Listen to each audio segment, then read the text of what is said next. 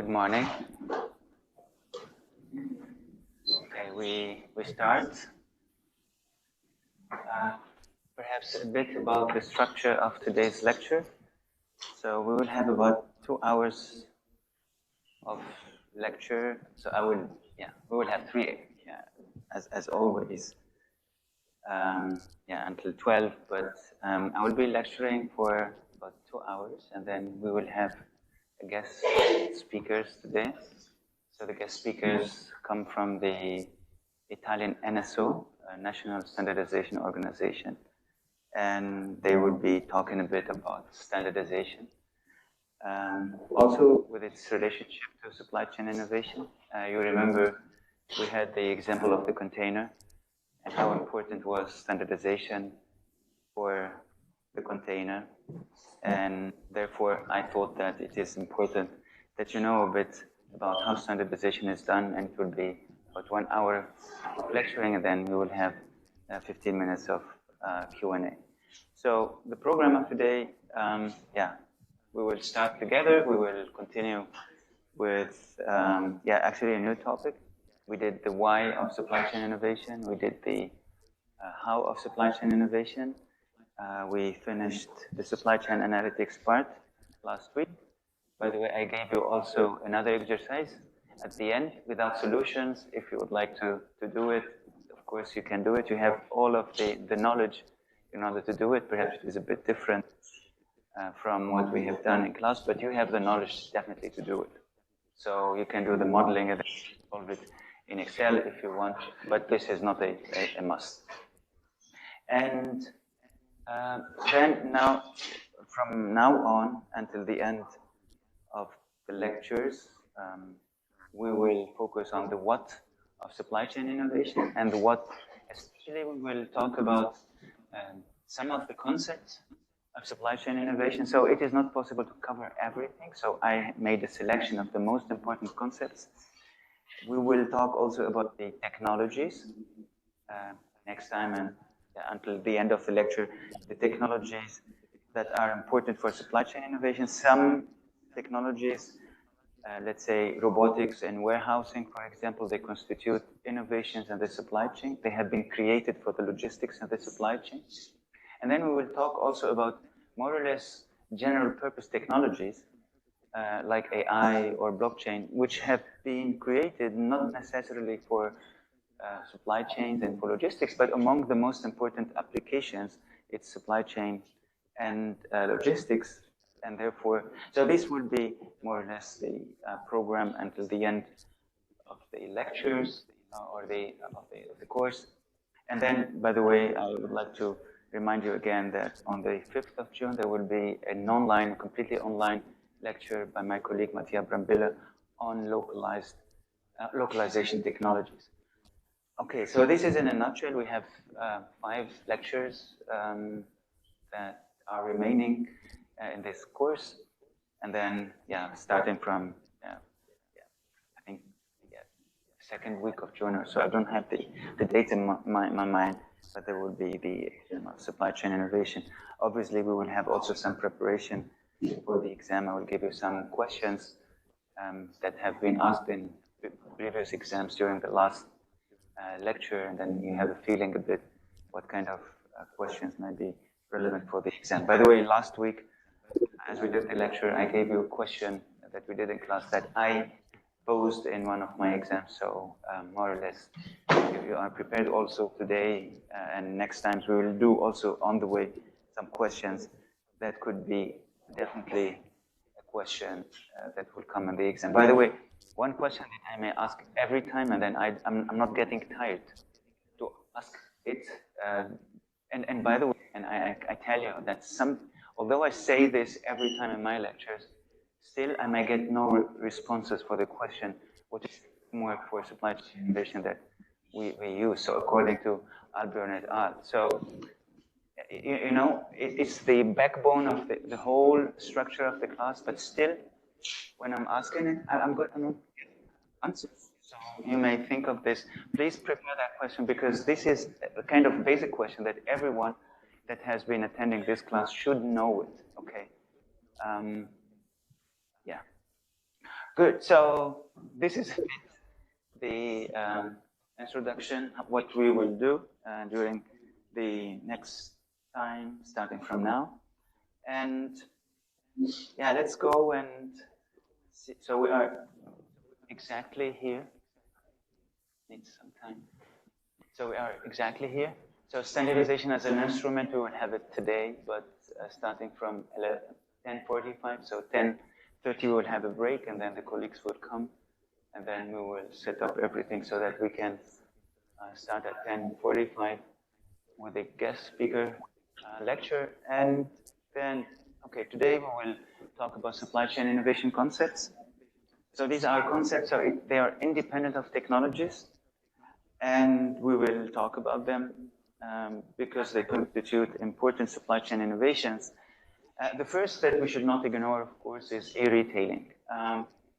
E-retailing, although it's very common in the meantime, still it represents an important aspect, an important idea in supply chain innovations, which is the supply chain behind the web shop. What is going on the web shop when you are ordering something on Amazon, for example, on a website, what is going on in the background. Then digital marketplaces and supply chain and logistics industry. Especially we will talk about logistics platforms and also warehousing. Okay, in the meantime, there are also digital warehouses, or we call them on-demand warehousing. We will talk about it. We will talk also about on-demand delivery and crowd shipping. Yeah, on-demand delivery. Yeah, by the way, this is also a question that I ask in my exams, which is what is online, what is on delivery.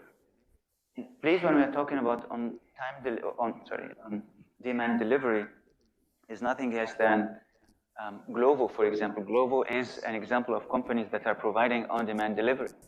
So believe me, when I'm asking this question, I get all of the kinds of answers.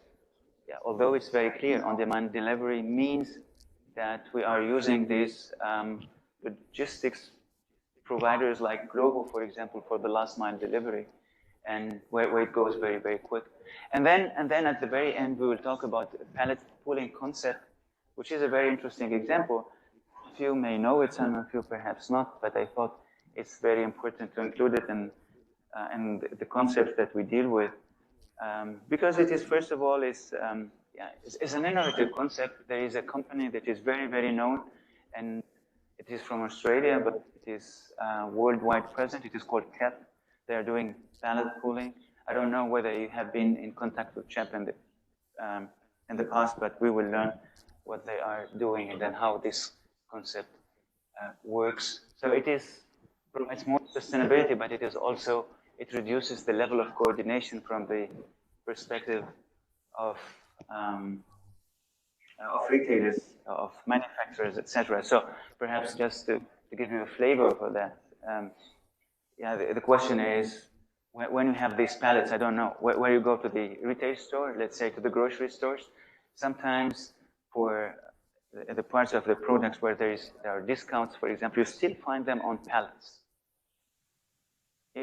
Perhaps you have not observed that, but next time when you go through the shelves, etc., you find perhaps in the middle of the store still products put on the shelves, on pallets. And the question is, who are owning these pallets actually? To whom they belong. So we will talk about this either today, if we have time, or next time at the very latest.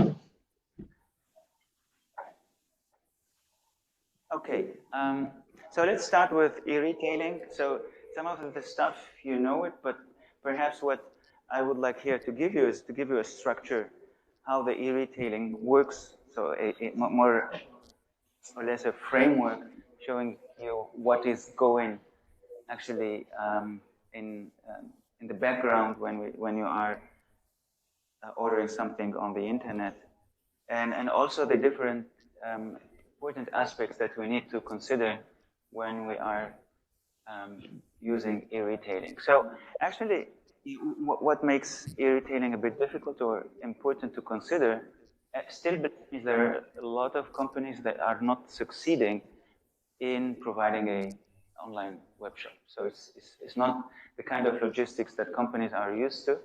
It's completely different. And many companies, they are still struggling when they would like to go from the classical logistics to a e-retailing logistics. So now here, if we talk just about the parcel sector, which is the packaging shipment sector. So if you look at how it was before, for example, if you take examples like UPS or DHL, so these are companies that are making, that are providing logistics services, right? But they are providing logistics services for businesses in general, right? So they have, let's say, the delivery points. They are manufacturing companies, and in general, when they would like to deliver something to a manufacturing company, they are sure that they will find somebody that they will have access, let's say, to the company, that they will be able to deliver. So more or less, the likelihood of successful delivery is 100% because they will be finding somebody for sure. But compare this with the parcel sector in e-commerce. So I don't know whether you had this experience, but you may have ordered something on the internet and you are not at home where the delivery truck comes in order to give you your parcel or your package, right? Yeah, well, what they are doing in Italy? Have you had this experience in Italy? No, never? So I had this experience, of course, both in Germany and Italy. In Germany, it's very interesting. So if the delivery truck comes, and so at least it was some years ago, because I have been there, yeah, so until 2020 I was in Germany, but I think things did not change. If, let's say, the DHL delivery truck or the Amazon logistics service provider comes and they do not find you at home, so what they do is that they provide it to your neighbor. So it may be that they provide it to your neighbor. And they provide you then a piece of paper in your mailbox, regular mailbox, that your package is with your neighbor. And then when you come back home, you find that piece of paper, then you go to your neighbor, and then you get your package. Of course, there's also the packing station. It is also everywhere here in Milan, when you can let things delivered there, and then you can get then to the packing station, and then you get your delivery or your shipment. And then in Italy, which I think it is very nice, because you have the right to get 2 times delivery trials. So if the truck driver comes and they do not find you at home, so they will call you, or you will have a message on the internet that it has not been successful, but the truck driver will try to do it once again. And then they may come to, in the evening, perhaps, if the first trial has been done in the morning, or they may come once again the next day. So, and this is, by the way, this is completely different from what we are used to in B2B, right? So it's very, I would say, complex. It's even sometimes, I think it is more costly. It is also about small deliveries. So when you are delivering in B2B, perhaps you are delivering bulk products. Big deliveries will go to manufacturing companies or to administrations or whatever. But here, it's about, you can just, I don't know, you can get small things, so small products, and they are delivered to home, which poses actually completely different pressures on the logistics than it is the case in the classical B2B parcel sector. Also here it is about urban delivery. So the truck drivers, perhaps we don't think about this, but they have to struggle with a traffic jam inside the city in order to get to your home. And here, in general, when it is consignment, let's say multi-parcel consignment that happens to manufacturing companies, perhaps the manufacturing companies, they are not necessarily located middle of the city or mid of the city. They are perhaps outside, which makes the delivery even easier. So they have two different cost profiles, and the complexities are completely different. And I think here we need a lot of innovative concepts, right? How to reduce the traffic congestion in the city, how to make first trial delivery function, etc., etc. Now, yeah, here it is a comprehensive, let's say, framework or comprehensive process better, how the supply chain e-retailing works. So it's just informative, right? It's just tell you how things are going. So we start with activity 1, which is making sure that the customer will pay. And this is also what happens when you are ordering something on the internet. So first of all, yeah, I don't know whether you got that experience, is that you want to make an order on the internet, but it does not work. Yeah, because your bank says no. Did you have that experience? For example, if you buy something that is expensive, let's say you buy an Apple computer costing perhaps 2,500 euros, and in your credit card, you can pay, I don't know, you have limits, right? It is perhaps 1,500 or 3,000. Of course, you can augment it, but believe me, sometimes I pay things or try to order some things on the internet, and then it doesn't work. Why? Because I'm exceeding the limit somehow. There's something that my bank would say, no, it's not possible to do it. So I have to augment, let's say, the limit, or yeah, for some reason, maybe also they say no. So what is very interesting here is that this happens almost instantaneously, right? That the check of the financial institution, whether the customer can pay, whether yeah, you have enough money on your account, etc. This goes almost instantaneously.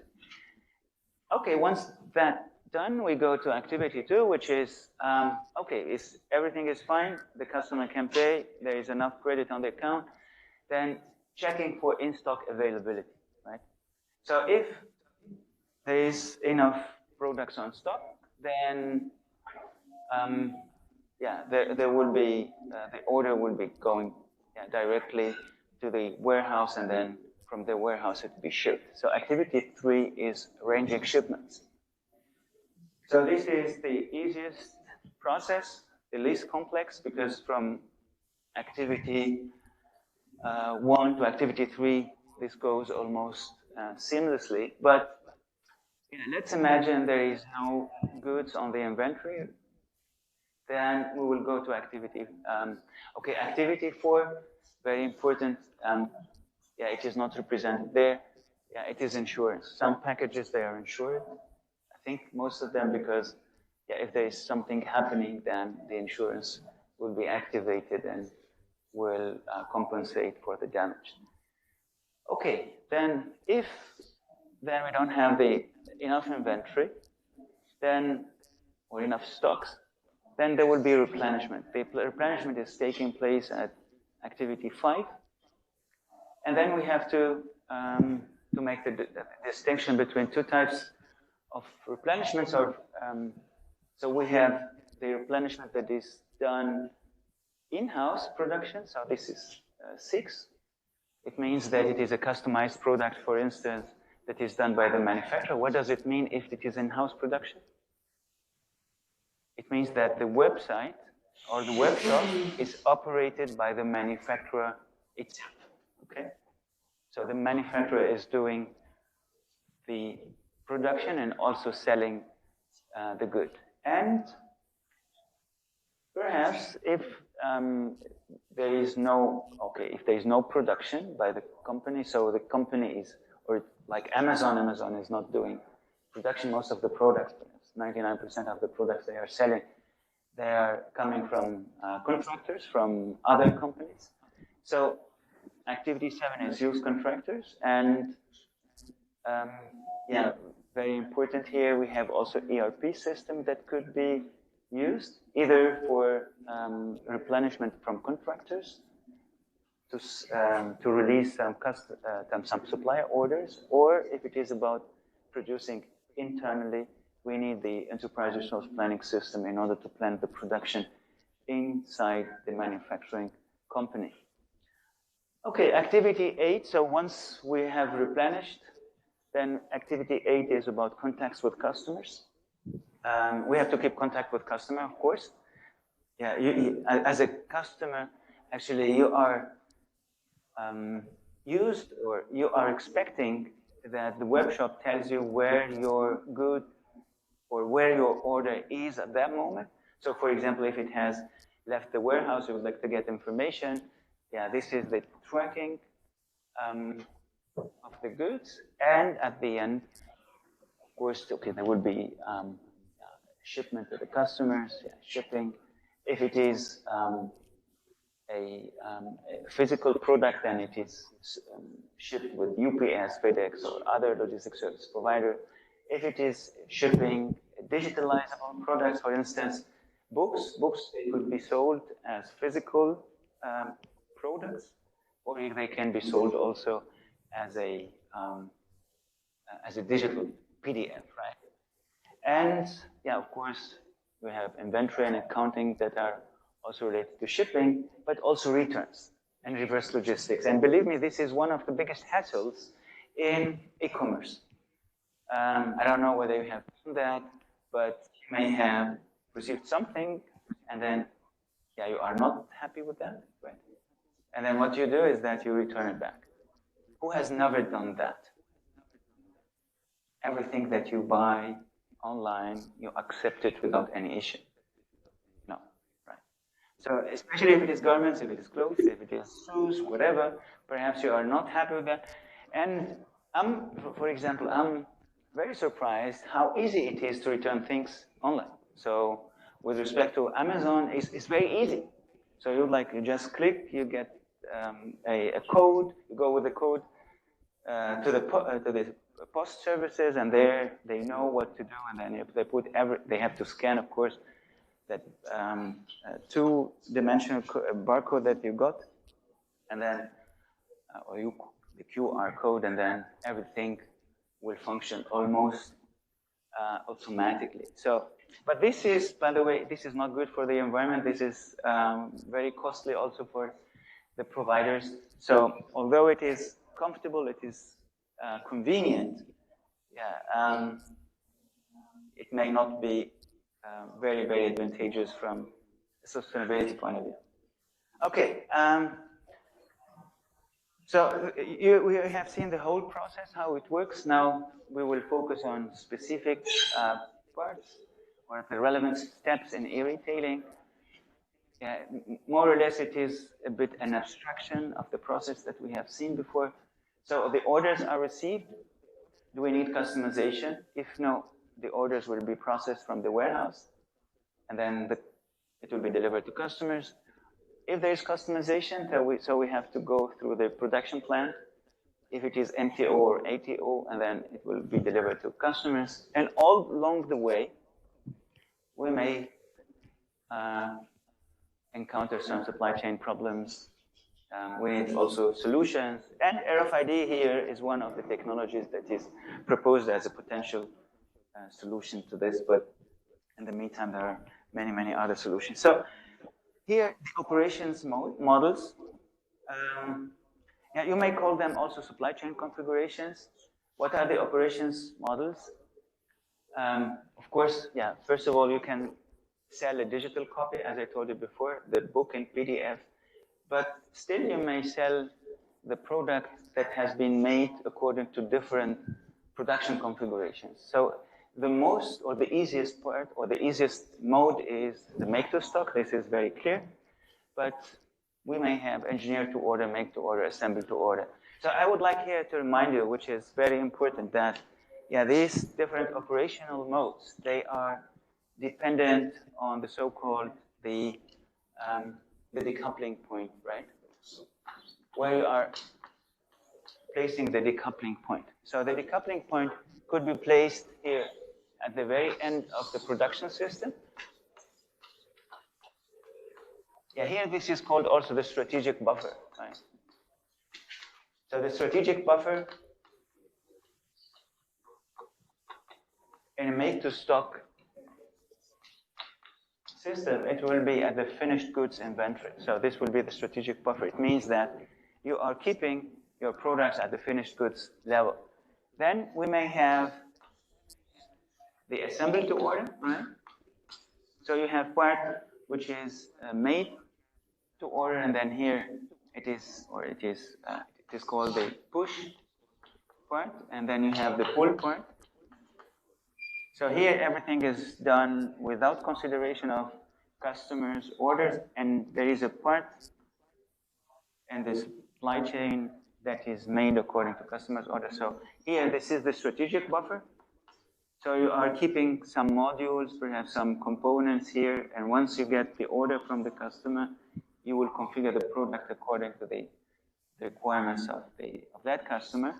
We may have make to order.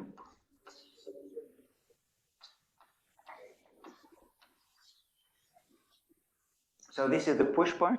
The push part in make to order, for example, what is the push part? What is made, let's say, according to forecasts, or what is done according to forecasts before we have the customer's order in a make to order system. Okay, here. Sorry. The standard part is made, could be made here also. So this is an ATO, this is a MTO. Here, for example, you may buy the components, right? So you are not doing any kind of manufacturing or production. You are buying the components and then, or the raw materials that are required. So you are, because there is also a kind of operations mode, maybe called purchasing to order. Purchasing to order, it means that you are not doing really anything. You are even not buying things until you get the customer's order. Think about a tailored or customer-tailored suit, right? So the garment will be done only after customer's order. The customer will express his or her requirements with respect to the material that the clothes will be made out of. So in make to order, so things may be on stock, I mean, that will come from suppliers like raw material or components that are bought from the suppliers, but everything for the product is made, so we are not doing any activities so before until we get the customer order. And then we have the engineered order. And this is an extreme form of customization, right? What does it mean, engineered to order? It means even the product is engineered only after we get the customer's order. So we may find it, for example, in machine equipment. For instance, a manufacturer would like to have a specific machine, a special machine, to do certain production activities. And here, the machine producer will engineer that machine specifically to that manufacturer, okay, to the requirements of that manufacturer. So this is engineered to order. So the product is engineered according to the customer's specifications. And of course, as we go from here to here, the level of customization will increase, right? So here, so this is the customization level.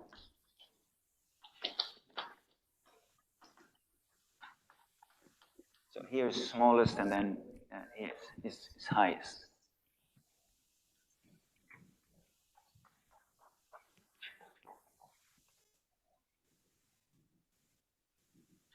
Okay, we have warehousing. Yeah, warehousing has an important role inside e-retailing, so warehouse management system. So what does a warehouse do? So we have to keep this always in mind. Warehouses have specific functionalities, and these are the functionalities, right? Receiving merchandise, so receiving the goods, let's say from the manufacturers, from suppliers, and storing the merchandise, so keeping them in good state, so they are put in the shelves, on the shelves in the warehouse, so that when we want them, we can find them also easily, but they are also protected. Then picking up items when orders are received, And here I would like to attract your attention to the picking operation, which is a very important operation inside the warehouse, picking operation. What are the picking operations that you know? So what is picking? Yeah, most importantly, what is a picking operation?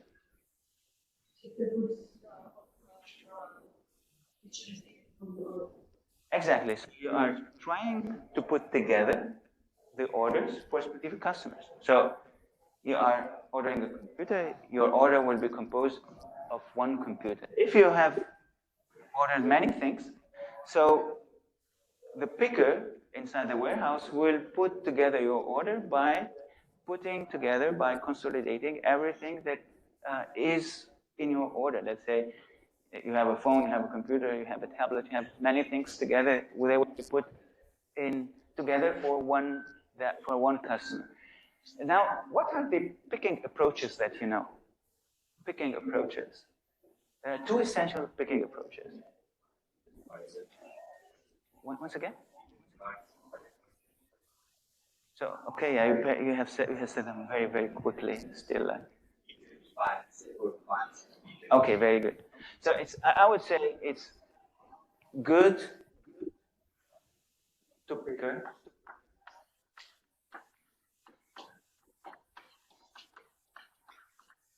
or picker to good or operator. So perhaps this is the, we should start with this, which is most intuitive. It means that the picker goes to the good and then put the inside the trolley or in order to make the order for the customer. Or we may have other, of course here they could be supported also by some digital tools, right?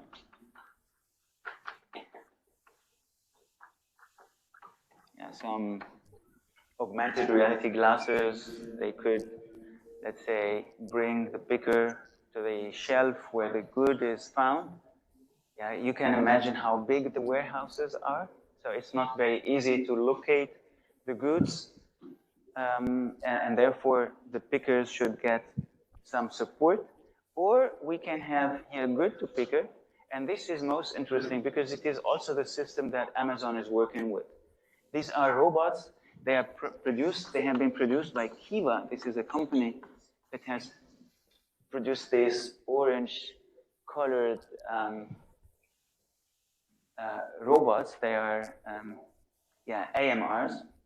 They are autonomous mobile robots that go through the warehouse and they have a lot of shelves upon them, and then they travel to the picker, and the picker gets perhaps a sign or where to find the good inside the shelf, the swags, right? And then we'll get the good and put it in the order or in the parcel of the customer. Yeah, this is more for automation, right? Because the good is traveling across the warehouse in order to reach the picker. So, and therefore we have, in the meantime, we have warehouses that are really very automated using different technologies. We will see this during the next lecture. And then at the end, the last part of the warehouse role, let's say, is arranging delivery, right?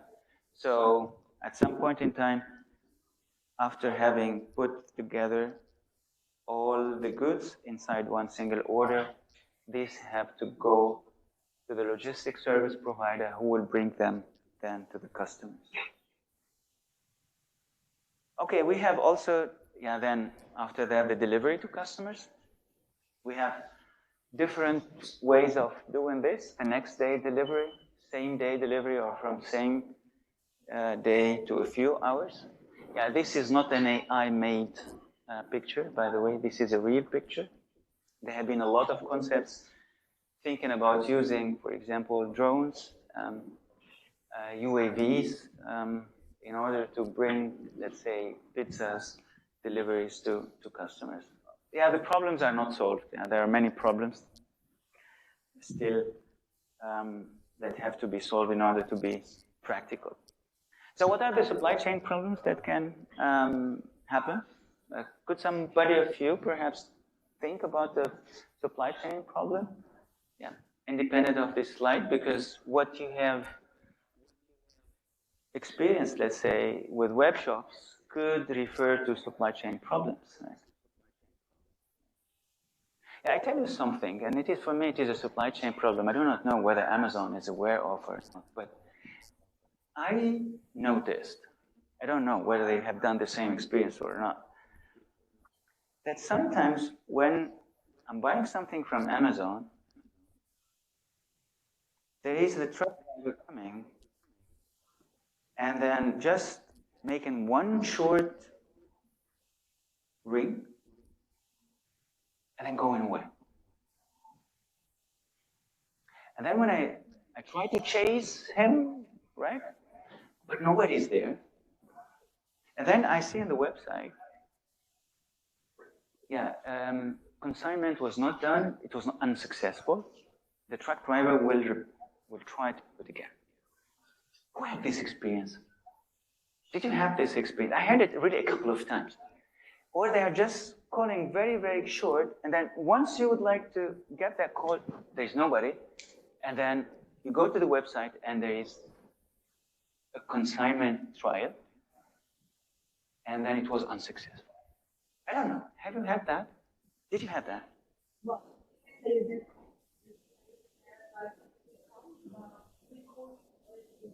Yeah, absolutely. I was at home. I was really at home. And it was, yeah, I could have been taking the package, but sometimes, somehow it did not work. And this is a problem, which, yeah, of course, as a supply chain management, supply chain innovation professor, brought me to think, why is it like that? Why is it like that? I don't have an answer, but I have some hypothesis, let's say. I have some hypothesis. I don't want to say that it's a true hypothesis. I don't want to say that truck drivers are dishonest, but it could be like that. That it could be that they will get an extra bonus, let's say, if they come back next day, and then I don't know, if they do not have enough packages to distribute, perhaps, then they come back next day. So it's for their benefit. I don't know. But obviously, I'm not sure, right? So please do not take it as, don't say that the professor has told us just this. No, I'm not sure. But obviously, there is a supply chain problem there. So at the last mile delivery, which is a very important portion in the delivery of e-commerce products, there is a problem here. So, and I think here, what I would like to tell you is that, yeah, please try to look at these processes very critically. We know there's been a lot of things going on, improving.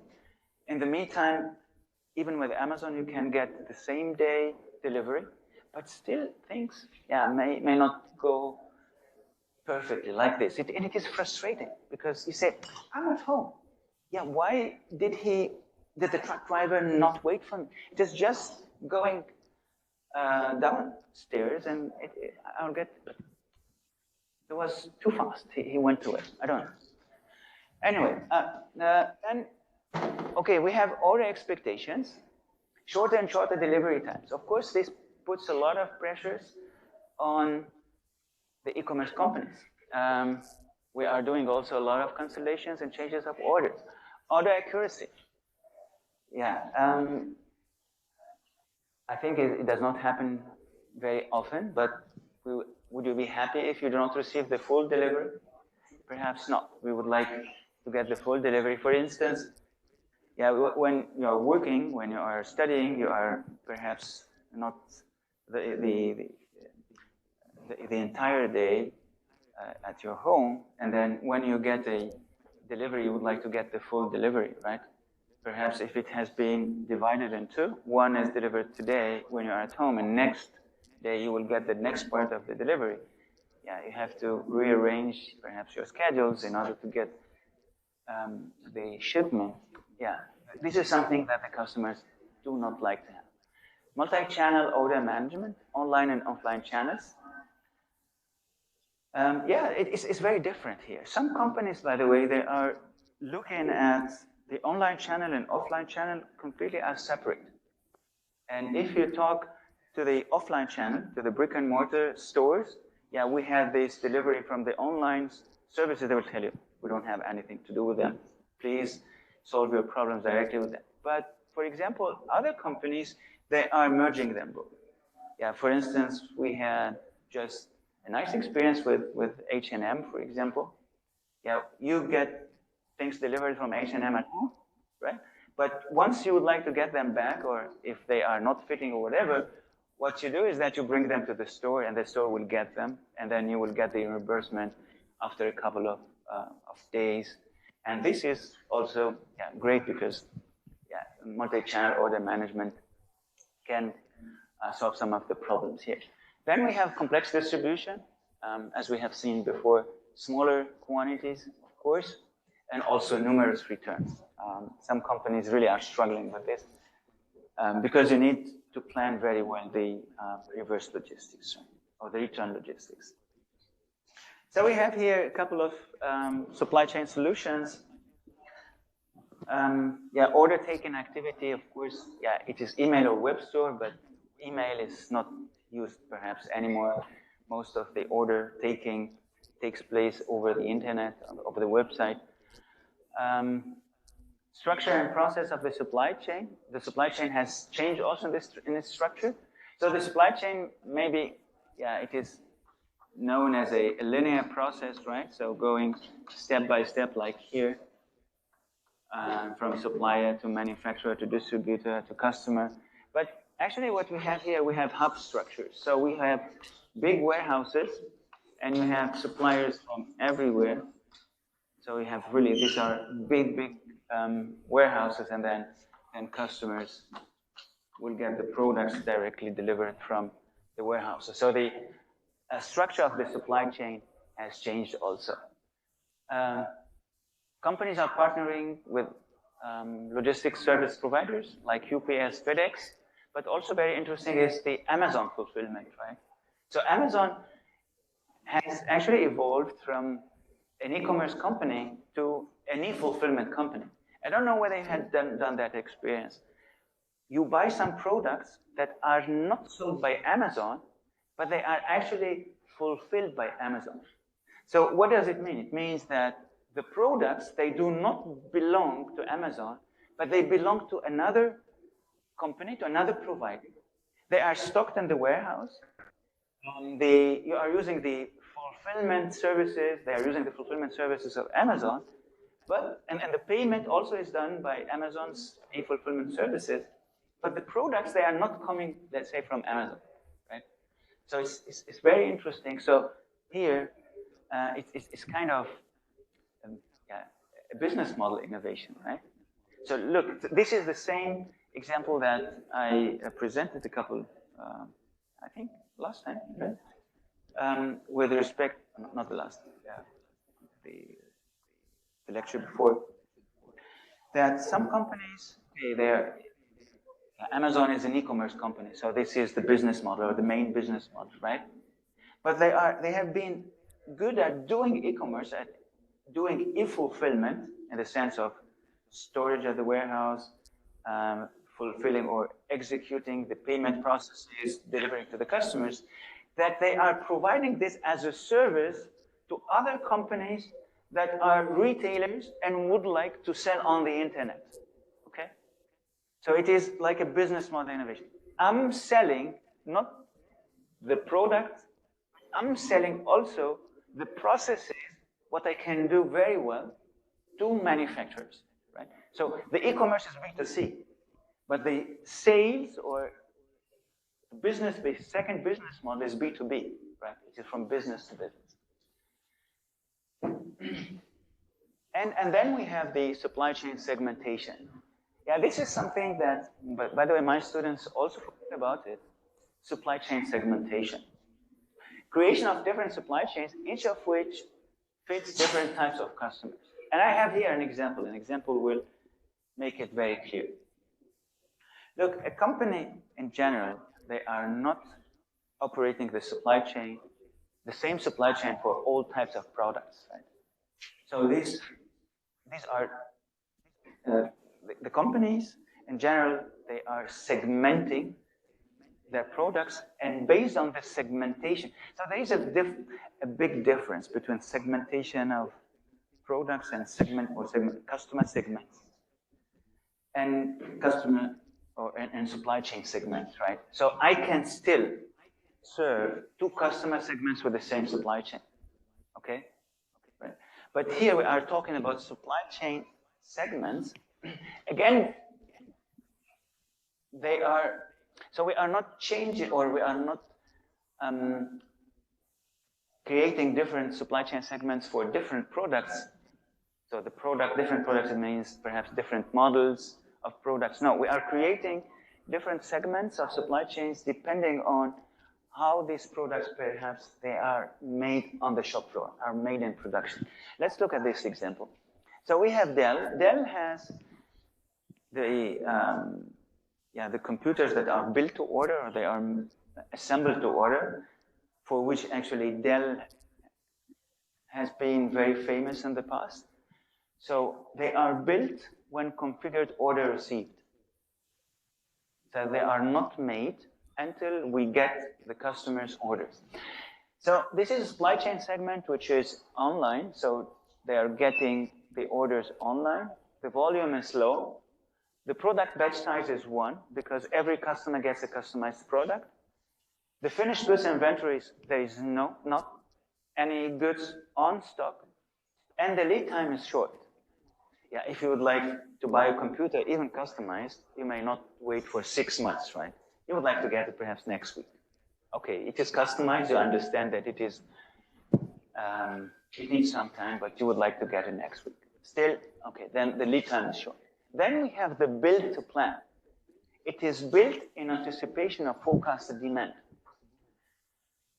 So the supply chain segment is retail, the volume is high, the product batch size, so we are not making only one single product for one single customer, we are making a big batch of computers, let's say for one retailer, so the product batch size is large. The finished goods inventory, yes, they are existing. In general, they are staying with the retailer, and the lead times is long because the batch size is also large, right? So in order to make it, it needs some time. So it is built to plan. Then we have the build to stock. It is built and stocked in anticipation of demand. Okay, this is online, the supply chain segment. The volume is high. The product batch size is large, but the finished goods are at Dell. So Dell, it means here, so they can serve you with a customized product. This is the build to order or the build to stock. If you buy a computer that is existing on stock, they will serve you, they will ship you a computer from there. So this is another type of supply chain. And then you have the build to spec, which is rather making computers for businesses. So it is not for households or for individuals, but it is rather for businesses. Built to spec, it is built in short time period according to corporate specs with no inventory stocks. So the supply chain segment here is corporate. The volume is could be medium to high. Also, the volume is very related to the batch size, medium to high. There are no finished goods inventory, and the lead time is long. So it's like making it customized, not for individual people, but for corporate customers. For instance, I don't know, a company in Italy would like to buy 150 computers. This is according to specific specifications, so there would be perhaps involving Dell in doing this, and Dell will make 150 laptops, let's say, according to the specific requirements of that company. Okay, so these are the supply chain segments. And you see, they are operated completely differently. They are sometimes online, offline. They may be made to stock, assembled to order, etc. So this is supply chain segmentation. Good. And perhaps here, Yeah, this is the last step in the framework. So we have some of the solutions in here. RFID is an important technological solution in e-retail, right? Of course, now when you get a product, let's say, ordered on an e-commerce website, yeah, what you are valuing a lot is being able to track that product. Tracking, of course, could happen with a barcode. What does it mean? Because whenever you have the product as a specific gate, so going from the warehouse, let's say, to the truck of the logistics service provider, it will be scanned. And whenever it is scanned, this information can get to you. Scanning a package is based generally on a barcode, right? But especially if we have, let's say, customization, if we'd like to customize certain products, this is what, for example, Dell does, or for example, what we have also in the automotive industry. In general, we are working with RFID, right?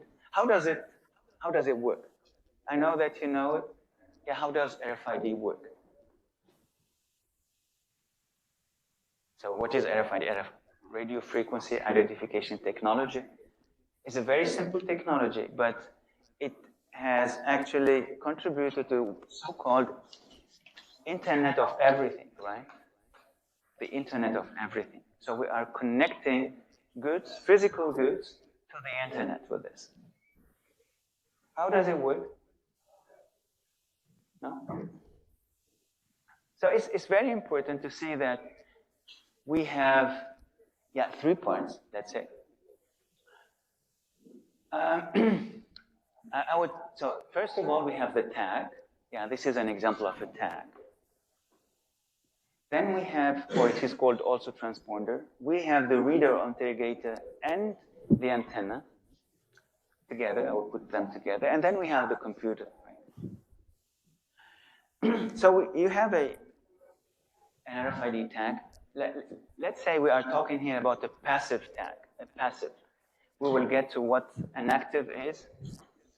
Yeah.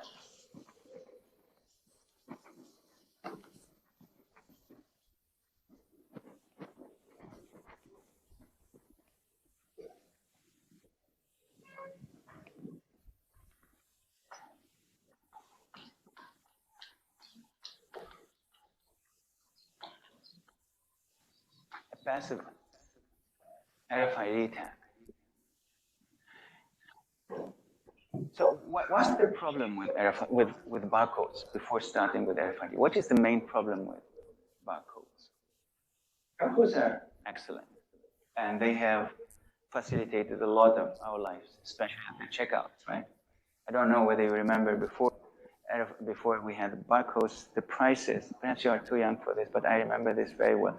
The prices were just put on the products. So I don't know if it is, okay, it was not at the time having euro, but before, yeah, you have just the price put on the product, which is not an optimal solution, because if it is gone away, then it is for the operator at the checkout a big hassle. So they have to discover what the price is, and then at the checkout it will not be so fast. Now, what is the problem of the barcode? The barcode, it should be scanned, right? You should put the scanner just in front of the barcode, and then you have to scan that product or that barcode, and then it functions well. But here, we don't have that constraint. So there is no need for this line of sight. So the line of sight is not necessary. So whenever we have a product that is embedded with an RFID tag, it goes through the reader, through that gate, then it will be scanned directly. Why? Because there is more or less information coming from that tag to the computer system that identifies the product. And then how it works, so I will not go into the really how it is done 100% technologically, but yeah, what I can tell you is that, yeah, through the gate, so when you have, let's say, a gate, let's say 2 or just one side of the gate, so this gate or this antenna is emitting electromagnetic waves, right? So this is coming from the antenna, right? And then these electromagnetic waves, they are everywhere, and what they will do here at the tag of the RFID, because the tag of the RFID, there are two parts. There is this part in the middle, which is containing the information which we are interested in. And this is actually like a circuit in which a very small current could be created, and also it can broadcast also the information that is there. What is happening? Electromagnetic waves come into contact with the tag. By induction, we have electric current that is created inside the tag. Then that current is used in order to read the information on the tag, and then to broadcast that information back to the reader. You see? So it's a very small current that you have that is created inside the tag in order to broadcast the information there. And once it is broadcasted, so the transponder will broadcast that information, it will get to the reader, and then the reader will convert it then to information that the computer can understand, and then it will identify that, I don't know, there is a package going through, or there is a specific car going through, or whatever. I remember, for the first time, I was in a logistics, so many years ago, in a logistics conference. And I got a badge on which my name is there, because this is what you have. Always when you go to conferences, you get a badge in order for people to recognize you and then to speak with you with your name. And the good thing is that there has been a gate inside and outside to the conference venue. Whenever you go in, you see your name on the computer. And you go out, you see your name on the computer. So it's obviously there is a RFID tag. That RFID tag identifies who is coming in and who is going out. So very clearly. And it is like really a very small chip that is responsible for everything. So there could be some issues related to that, because we are identifying really people there. But the technology still very important, especially in closed systems, right? Yeah, if you can imagine, or you can observe actually, you go to the retail store, or to the grocery store, your chocolate bar is not tagged with an RFID tag, right? No, there's a barcode. Why? Because still the cost of an RFID tag compared to the cost or the price of the chocolate bar is still high. So it will not make sense to put this bar or this tags on the chocolate bars. Although it would simplify a lot the checkout process, right? Because if you put, let's say, 30 products in your basket and then you go through the gate, they will be scanned all at once, and then perhaps we can connect payment directly, and then it will be almost zero time required in order to pay. So, but the cost perspective, of course, is important here, and therefore we don't have these RFID tags on the chocolate bars, on the products that we buy from the grocery stores. Now, there are, on the other hand, a lot of applications of RFID tags in closed systems, right? So let's imagine you would like to have a customized car. So you would like to create a customized car. And whenever the car, so you have the assembly line, reaches a certain station, the operator here, should know exactly what are the options, what are the components to put at each station, right? So we may have hundreds of stations, and every time the operator should know exactly what that customized car for a specific customer should have in terms of components, right? In terms of options. And this way, and this can be solved only with RFID tags that are put or on on the cars during the production process. However, there is a big difference between these tags that are used here and the tags here, because these are, in general, what I'm providing as an example on the slide. This is a read-only RFID tag, read-only RFID tag. Or perhaps it is called better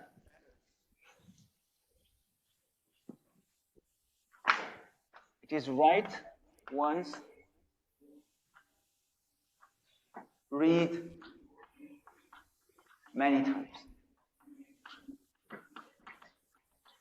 Right?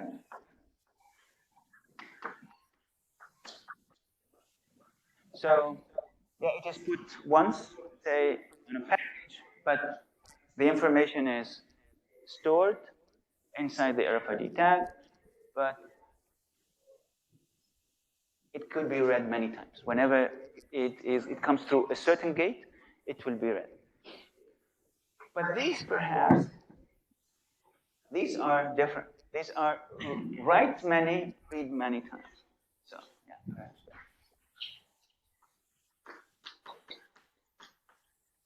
Write many times, read many times.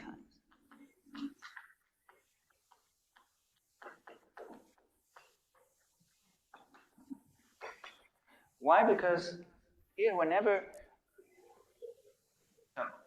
you have here all the specifications that are put on the RFID, on the transponder here. And whenever it reaches a station, of course, yeah, there will be some information put there that a certain activity has been done. But at the end, when the car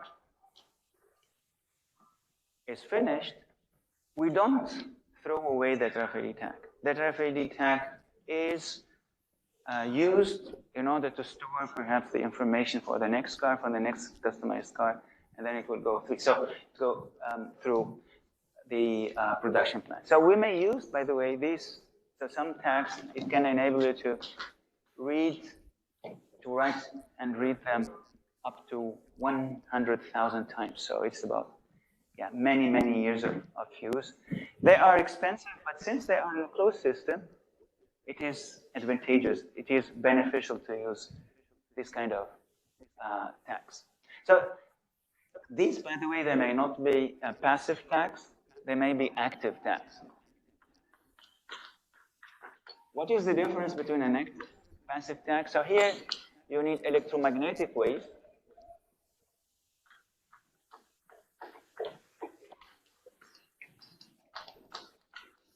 From the reader, right?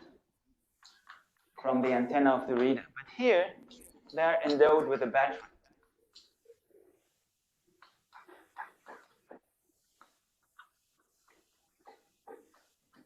You see the difference here? So you can read a passive tag only if you have a gate that emits electromagnetic waves in order to have the current by induction, and then we can get the information from the transponder. But here, an active tag is emitting all the time. So you don't need really a specific gate. It is emitting all the time, emitting the information inside the tag all the time.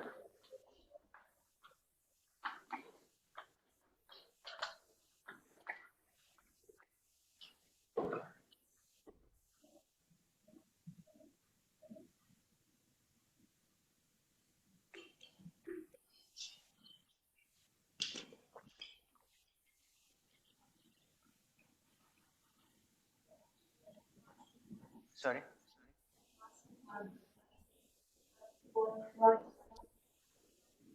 In general, they are smaller ones, the passive tags. Yeah, in general, the big ones, the active tags, they read many. This is the one. Yeah. This is a small one that has to go through a gate to be in contact, let's say, with the electromagnetic waves, so that it can emit the information, it can broadcast the information inside itself, right?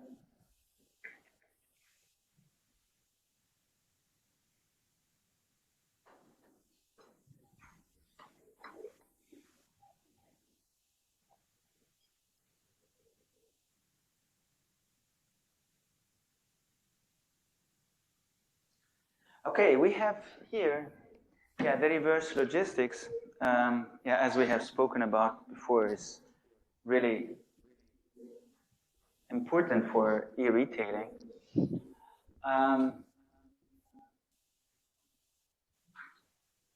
It is about returning the item to the place of purchase. But I have a question too. Have you ever thought about what is happening with the products that you return back to the web shop example? You may have, how much time do you have in order to legally, it is still the right of the customer in order to bring the product back? It is 30 days, right? So after 30 days, of course, you cannot do it, but in the period of 30 days, and by the way, you may have used the product, but still you may say, okay, I want it. The thing is, what is happening with these products? So many of us may think, okay, they are re-injected again into the e-commerce channel and they will be sold to somebody else. But actually, most of them, I'm not saying everything, most of them, they will not be sold through the classical channels. And it is a reality, right? So what has been created over the time is that, these returned items, they are auctioned. So there are auctions or auction companies or companies that are operating auctions that sell this kind of products. It means, okay, I don't know, a garment costs 100 euro. It may not be re-injected again into the new product supply chain. What they would be doing is that these kind of auctions could get these products, and then it will be just, the product will be auctioned, let's say, starting with 20 euros, and then everyone will, people that are interested will give better prices or higher prices until the customer with the highest price will get it. So, and there are many companies like this. For example, this is one platform selling products that are coming from the reverse logistics that are returned items, like all surplus. So, for instance, you see here, built to win on thousands of retail return and overstock items in our Furnace AZ warehouse. Get great deals on everything from TVs to rugs and so much more. So this is what happens with most of the these products. Okay, since we have today the guest speaker, I would say we continue. We'll have a longer break. Let's say we'll finish perhaps at 20 past 10 or so, and then we can start directly with the guest speaker. So it will be today, hopefully it is okay for you, an exception that we do a bit longer without a break. I would also talk a bit about quick commerce, because quick commerce is an evolution of e-commerce. E-commerce, you may have same-day delivery, you may have next-day delivery. Perhaps if the products are not on stock, you may have deliveries in a couple of days or a couple of weeks, it depends. But especially during the pandemic in 2020, 2019, 2020, we had the emergence of so-called quick commerce. So there are companies, so e-retailers, especially in the grocery area, so grocery stores, that are actually promising their customers to get their products right after, let's say, 30 minutes. So you are making your order, providing your order, then after 30 minutes, 45 minutes maximum, you will get the product at home. Who has already used this kind of services? It was a hype, by the way, during the pandemic. In 2020, there has been, 2019, I think, a big quick commerce company called Gorillas in Germany, and benefited a lot from the pandemic because of the lockdowns. People were at home, were wanting to get the groceries as quickly as possible. And the Gorillas, they were created at that time, and Yeah, and they got a lot of venture capital money in order to fund the business. But in 2022, they have been sold to Getir, or Getir, I don't know how it is pronounced exactly. So this is a quick commerce company from Turkey. This quick commerce company from Turkey, it has been founded in 2015, and it has a very big expansion. It has big expansion in Europe. It has had expansion in the US. The pandemic has even accelerated that expansion. In 2022, after the pandemic, the gorillas had big issues. Getir has bought them, and it was from time to 2022 and 2024. Then Getir did not, then gorillas went away. They are not existing anymore. And Getir, starting from 2024, they retreated from Europe and retreated from the US. Yeah, it was like a hype. And now commerce, now they are operating only in Turkey. But on the other hand, so it was a hype, definitely. Venture capital has supported, or venture capital companies, so those that are investing risk capital inside new startups, they have been putting a lot of money on these startups, but then it did not work very well. But I think it is a very, very interesting example of extreme e-commerce, I may say. And why it did not work? Why do you think quick commerce did not work? I know even it was really a reality. It was a PhD student candidate that wanted to start a PhD with us in the department. And it was a couple of years ago. And just before starting the PhD, he said to me, I got venture capital for my quick commerce company. And he was really starting a quick commerce company. And he left. And he did not start the PhD because he was getting investment money for his quick commerce. So it was a couple of years. So it was really a big trend. Now the things are really changing. Why are things changing?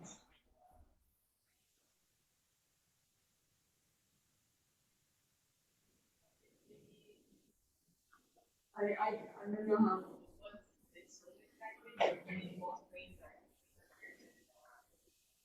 Exactly.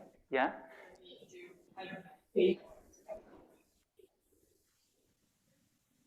Yes, so you have to pay, of course, an extra money on top in order to get that delivery.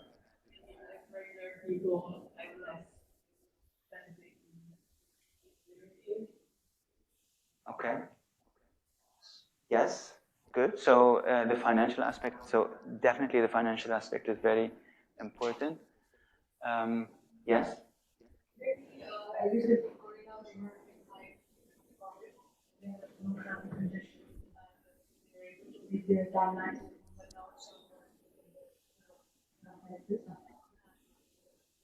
Yeah, exactly. So here the traffic congestion is very important. So in order for the model to function from a logistics perspective, what do you think? So first of all, you need to have many small logistics centers somehow that are distributed in the city, right? So you have to be more or less near to everybody so that you can stick to that 30 minutes or 45 minutes delivery time window, right? So this is the first thing. You have to, so from a logistics perspective, from a cost perspective, you have to maintain the logistics centers. And second, of course, you cannot be near the home of everyone. So still you need to travel. There's a travel time which is required from this small logistics center, which is called the dark store, right?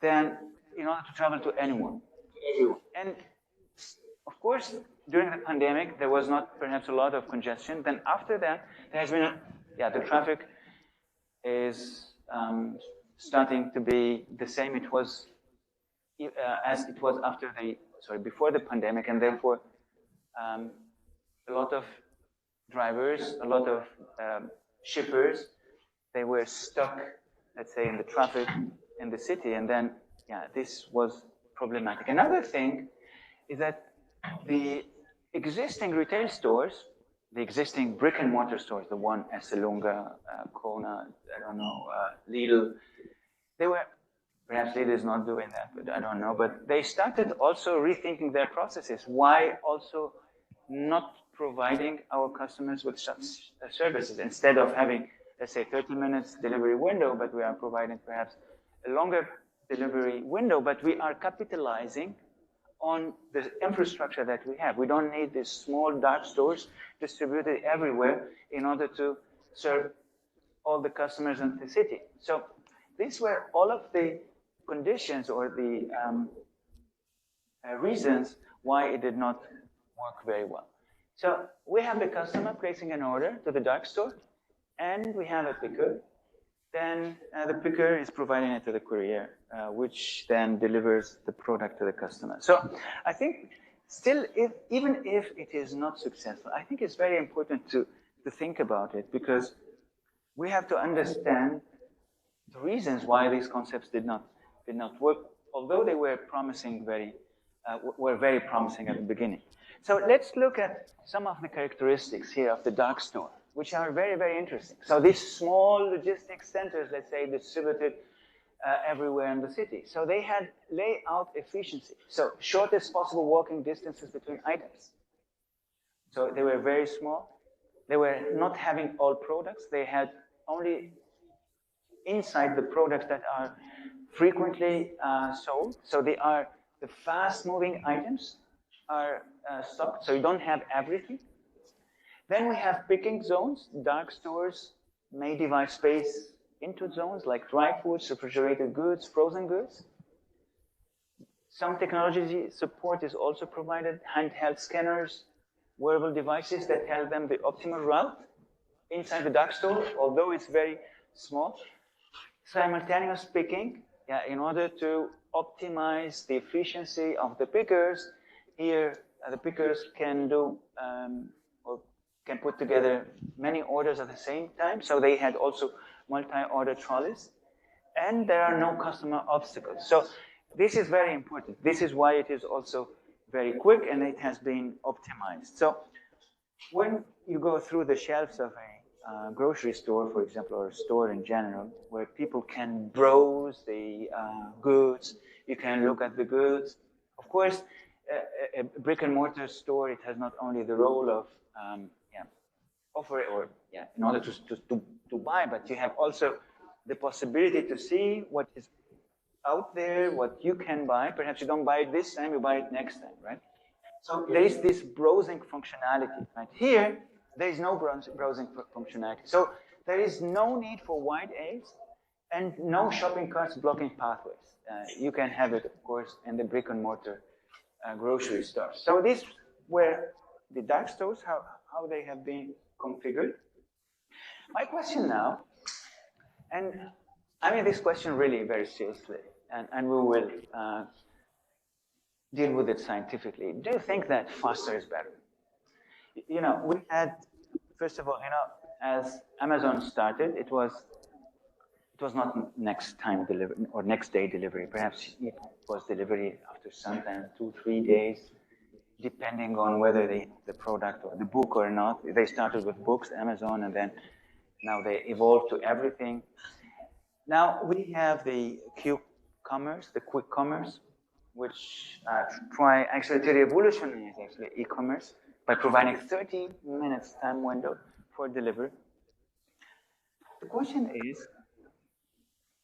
do we need to be so fast? You know, perhaps I don't know whether I told you this. My son and my daughter at home, they are 14 and 6 years old. When we buy something from Amazon, right now they tell me, when they will come? Tomorrow. Tomorrow.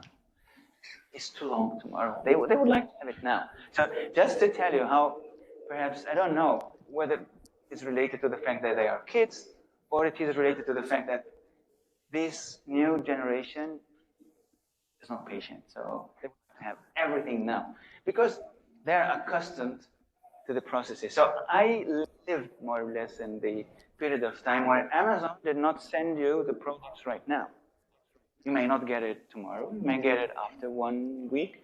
You may be really excited about the book because you know that the book will come into 3 or 4 days and you are preparing yourself for the reading experience, right? So you are really happy about that. Now it should come now. Because also the newest generation, I don't know how it is with you, but I think that the newest generation, the youngest generation, is accustomed to having it now, even if it is sold on the web. So my question here, so that we are stepping back and thinking whether we need to be so fast. Is fast always better?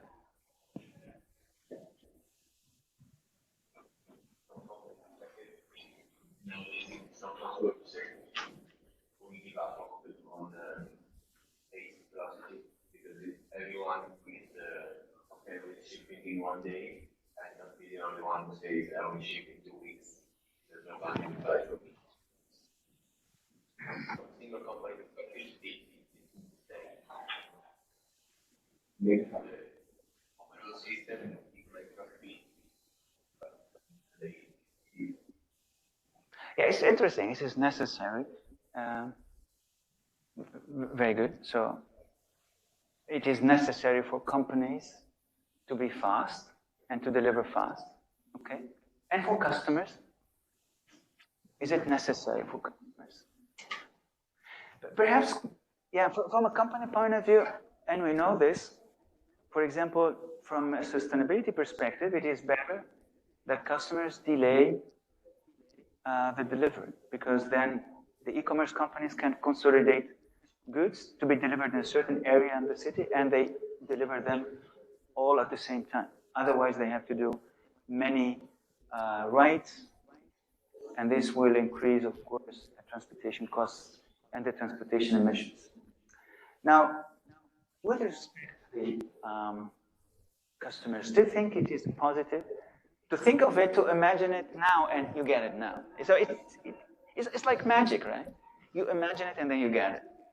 What do you think? And I mean this really very seriously because, yeah, supply chains, they react to what people would like to have. So if people would like to have it now, so supply chains, they will reconfigure themselves in order to deliver as fast as possible, or to see delivering as fast as possible is actually a competitive advantage, and then we have to do that. Now, let's look inside yourself. Yeah, look inside yourself. Would like to have it now or fast? I don't say even 30-minute window, but even tomorrow. Tomorrow is fast enough to me. I don't know. Any opinion? So you are the customers, yes.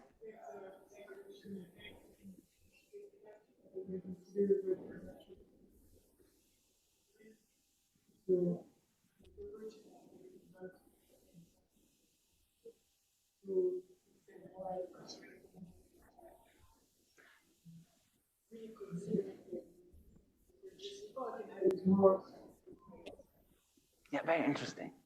So the psychological effect. So what you're saying is that the possibility of companies to deliver very fast will actually reinforce this experience for the customer, and the companies would even sell more. Very interesting. Very, very interesting.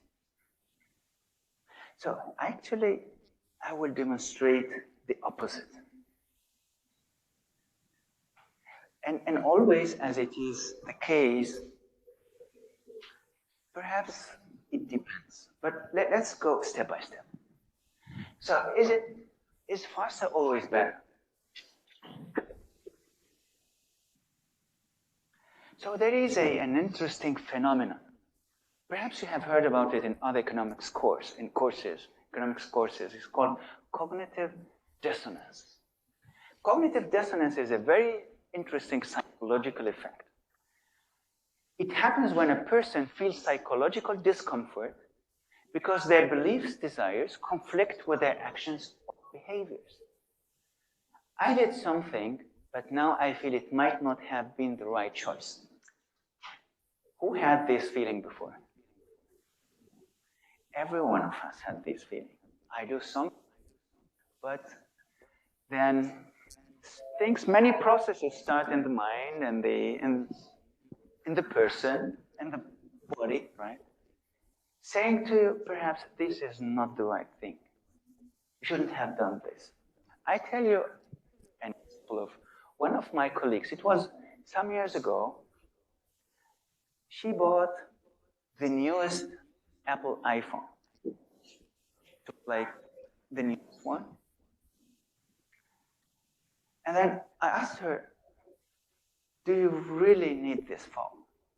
She said, please, Nida, not talk. I don't want to talk about this. I spent the whole weekend thinking about my decision. It was literally what she told me. I was spending that weekend asking myself whether it was a good decision that I spent this big amount of money for the newest iPhone. It's cognitive dissonance, right? Is it clear? Now, when people freely choose a product, they want to make the best possible choice. But after buying, they may realize, maybe I could have chosen something else. Or did I pick the right model, color, or brand? Or did I make the right decision buying that product? So there is this feeling of discomfort that we have because we don't know whether we did the right decision, the right choice. Tell me, who has never had this feeling? Okay, I'm very relieved, yeah, because every one of us should have had that feeling, right? Or the result, people feel anxious or uncomfortable, and this is cognitive dissonance, okay? Now, very important, how customers solve this discomfort, this cognitive dissonance. Customers want to reduce this unpleasant feeling. So it is an unpleasant feeling. So it is like something saying to us, you should not have done this. So we have to counterattack somehow this discomfort. What should we do? We may return the product, right? Okay, good solution. We have 30 days by law in order to bring back the product. Or rationalize the purchase. And please don't tell me that you did not have this in the past. This is psychology it works. No, it's good product, I need it. It was a smart choice. So you try to convince yourself that the decision that you made is actually a necessary decision. No, it was good. No. And you try seeing only the good things of the product in order to legitimize the product for yourself. Now, and here comes a very important thing. There is a phase called the gamma stage. This gamma stage comes after the purchase immediately. Right after the purchase, by the way, cognitive dissonance, this discomfort, it's at its highest level, it's at its peak. The customer hasn't yet had the time to build emotional, rational justifications because you have the discomfort, and what you start to do is that trying to find the arguments for your decision. And the critical window is called the gamma stage. Now, and here comes in is fast, always better. Now, during the gamma stage, right after the purchasing, you are trying more or less to process your decision, to provide yourself good arguments. You're trying to convince yourself why your decision of that product is necessary, is important. But still, you did not convince yourself. And imagine all of a sudden, you get the product. You get the product still in the gamma state. Still, you did not provide yourself enough reasons why the product is necessary for you. What would you do in this case? To have the product in the Once you get the product during the gamma stage, what you will do? Let's say you are still in the process of convincing yourself that the product, you will? No, you will not accept it. Actually not. And this has been demonstrated empirically because I still did not have enough time to convince myself that the product is good for me. That I did not find still the justifications why the product is good for me. When I get the product during the gamma stage, right after the purchase, where cognitive dissonance is at its peak, still there is a lot going on in myself, right?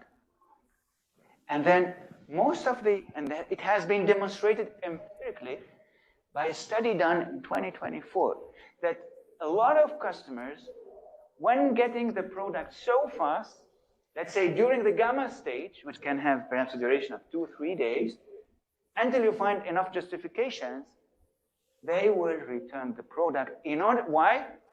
In order to reverse the decision, in order to not live with that discomfort.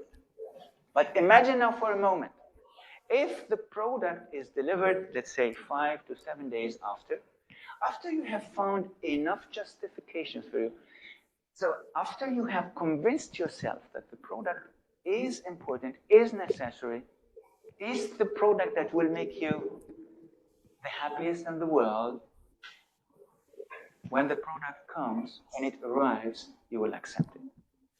Very, very important. So here, so if we may, so this is the purchase. So let's say purchase. So this is the purchase time. And then we have this cognitive dissonance, let's say, at its high, right? At its peak, perhaps here. And then it gets lower. So cognitive dissonance is highest. So we don't want to have a delivery time here.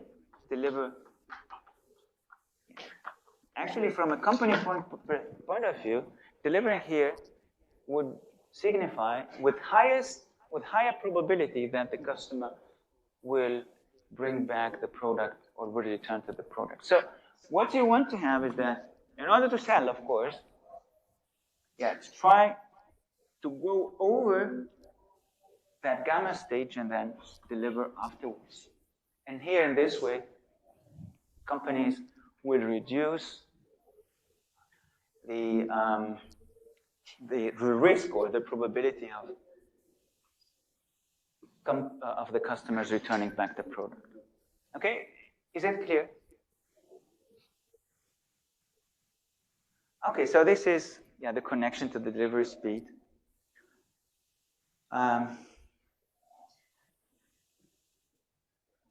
So if the delivery is slow over time, customer rationalizes the decision. I bought it for good reasons.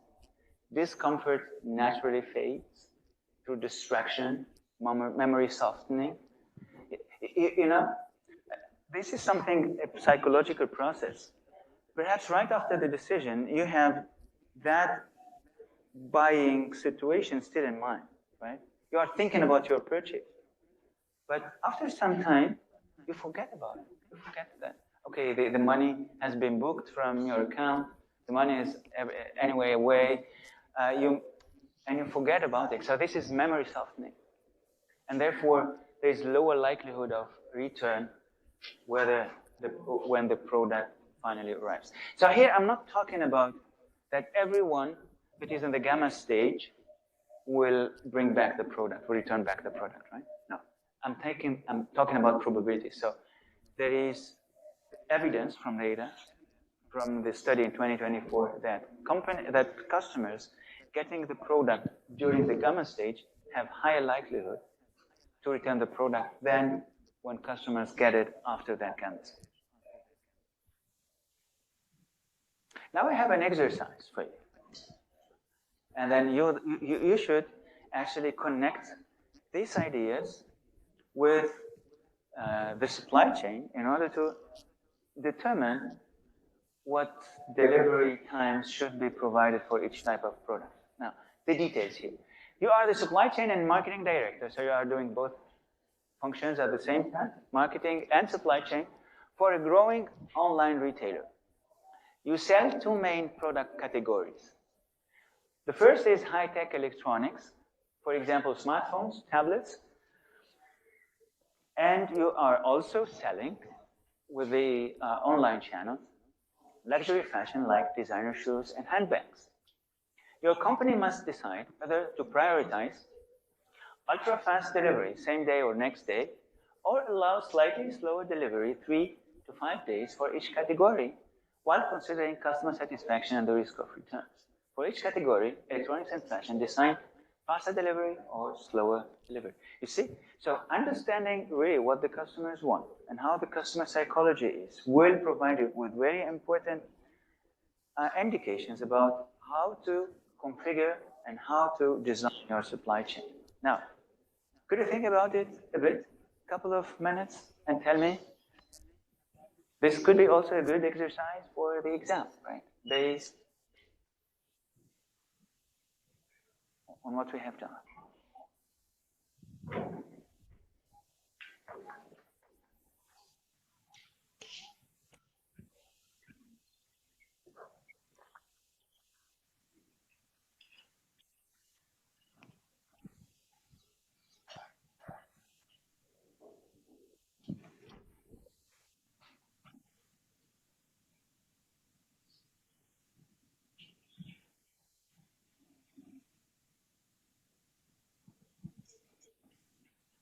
Any try?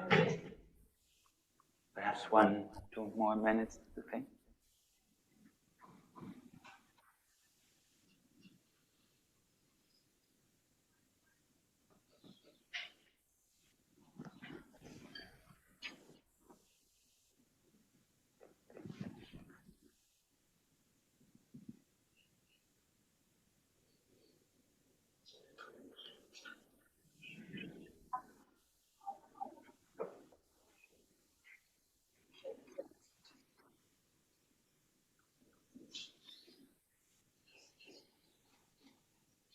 I think we have the solution.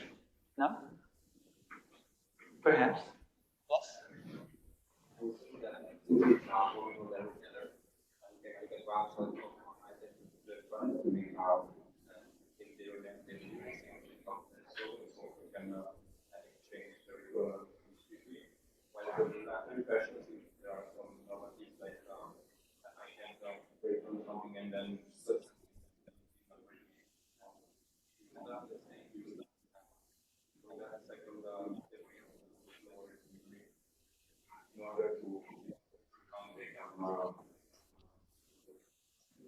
Yes, so the answer is right. Only the argumentation, part of it is right, and part of it should be tweaked a bit. Who could tweak perhaps a bit the argumentation? So what your colleague was saying, he said that we should go for the slower delivery for the electronics. No? Sorry, the opposite. The slow for fashion, I'm sorry, slow for fashion, yes. Slow for fashion.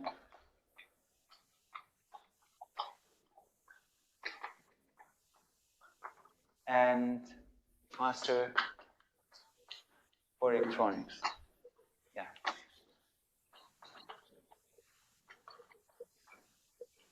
Yes. So the answer is right. And I have said here, for fashion and luxury, right? We should somehow try to go beyond the gamma stage, right? Yeah. How does it relate to the gamma stage, to fashion and luxury? Yeah, fashion and luxury are decisions that are emotional, by the way, especially if you are buying luxury products, they are emotional, right? So the probability that you are making an impulsive buying is very high, right? So, and therefore, because of that impulsive buying, you may experience that cognitive dissonance right after purchasing luxury goods. Yeah, do I really need that bag for, let's say, 2,000 euros, right? Yeah, it's a lot of money for a small bag, small rucksack or whatever. And for the electronics devices, actually we are buying electronics devices in general based on rational thinking, because we know more or less, okay, with the specifications, what kind of functionalities we would like to have. We would like to buy a computer or a smartphone with certain specifications. It is rational. I need the smartphone because my first phone is broken, and therefore I would like to have it fast, best today or next day delivery. Why? Because I need it. I need it very, very quickly, right? And then there would be no cognitive dissonance. I need a smartphone. I need a computer to work. So there is no, or very, very, very, very small cognitive dissonance. So the common stage does not endure for a long time. Now, yeah, this is exactly here. So electronics, better, fast delivery, same day, next day. Customers expect it. Excitement is high. Risk of dissonance lower because of functionality focus. And luxury fashion is, yeah, slower delivery. First of all, slower delivery allow emotional attachment and rationalization, and it reduces impulsive returns due to cognitive dissonance. So, yeah, this example shows very well how, let's say, psychology of persons or of human beings can inform the type of supply chain that we need in practice.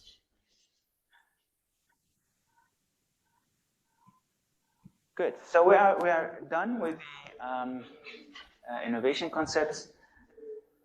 Sorry, for as the e-retailing as an innovation concept. So let's talk now a bit, a couple of minutes, let's say 7-8 minutes, about the digital marketplaces and supply chains and logistics, and we will continue doing them next time. Good.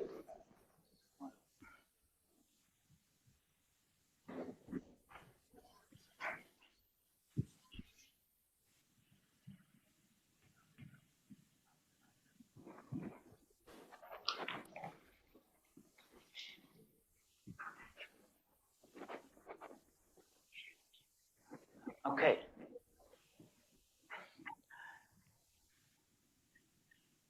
So I would like to start here with the digital business models for the marketplaces or the new business models in logistics and supply chains. So first of all, here we have the marketplace of is an example, the marketplace of Drive for Schenker. So this is a very interesting concept where there is Schenker, which is it is part of Deutsche Bahn. This is the German railway transport company, and they're saying only a food truck is a good truck. So you have carriers. Let's say they may be. First of all, we have to make what is the difference between carrier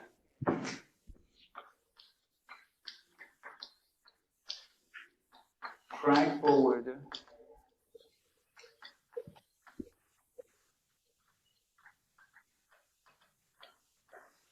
and shipper?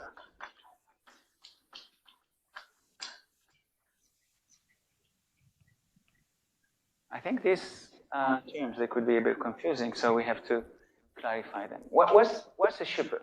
We should start with the shipper. The shipper.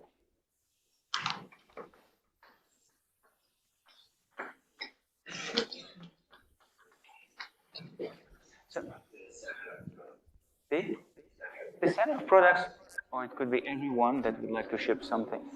So it does not mean, it is not necessarily somebody who is selling. It could be a company that is shipping products from the plants to its own warehouses, right? So this is the shipper, right? So the shipper who's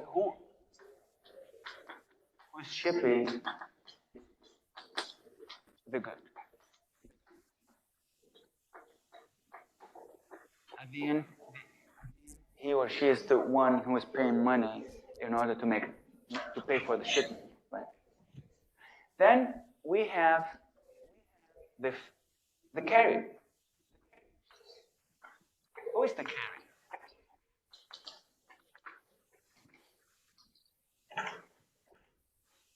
The carrier is the one who is doing the transport. So it could be the company that has the fleet of trucks.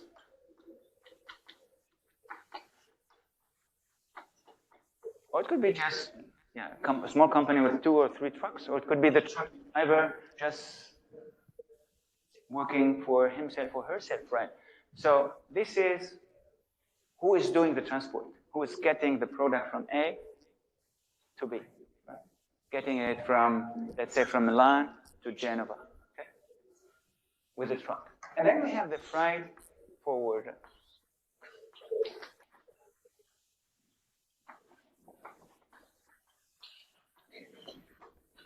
Which actually also is a service provider. So, for example, let's say you would like to ship, I don't know, something to New York, right? Or from Milan to New York. So what you would do, perhaps, you will have to ship, first of all, from Milan to Genova, to a port, to harbor. So this would be done on road with a truck. Then the port, that will be by ship from a port in Italy to a port in the United States, perhaps on the west coast, right? And then from the west coast, the port there, it has to be transported by road. It could be also by train, whatever, by train and then by road to New York, to the company in New York. Now, who is organizing everything? So, definitely not the carrier. The carrier is doing the transport. This is the freight forwarder. So, for example, as a shipper, you are not interested, perhaps, in knowing exactly which route your shipment will take. What you are interested in, that it arrives at destination. And the freight forwarder will organize everything, from taking it at your manufacturing plant or at your home or wherever, and then it will arrive at destination. So this is the freight forwarder here, also the service provider.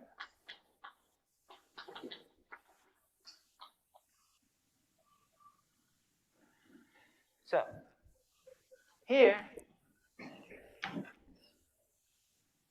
DB Schenker is, or Drive4 Schenker is providing a very interesting marketplace. So Drive or Schenker, so it is a big company. It has a lot of transportation or packages, goods to transport. So it is because Schenker, it will be the freight forwarder or the service provider, right? Now, by the way, very important, it does not mean that Schenker or Deutsche Bahn here does not have its own fleets. Service providers can have also their own fleets. But they are also contracting with other carriers in order to make transportation. So it's like here. So Schenker has its own fleets, but still they may refer to the capacities of others, to transportation capacities of others. What they are saying is that they are saying, okay, on Drive4 Schenker, they are publishing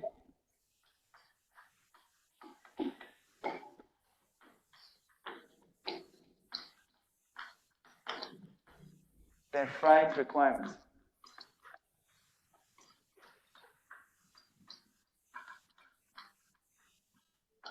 Actually, the loads for which they are requiring transportation capacity. So these are our freight requirements, and then they couriers that have these transportation, or they can provide transportation capacities that meet these requirements, can just on this Drive for Schenker app say, okay, we can transport for you, Schenker, from, let's say, from Budapest to Hamburg, a certain freight. So Drive for Schenker may say, okay, I need to get a container from Budapest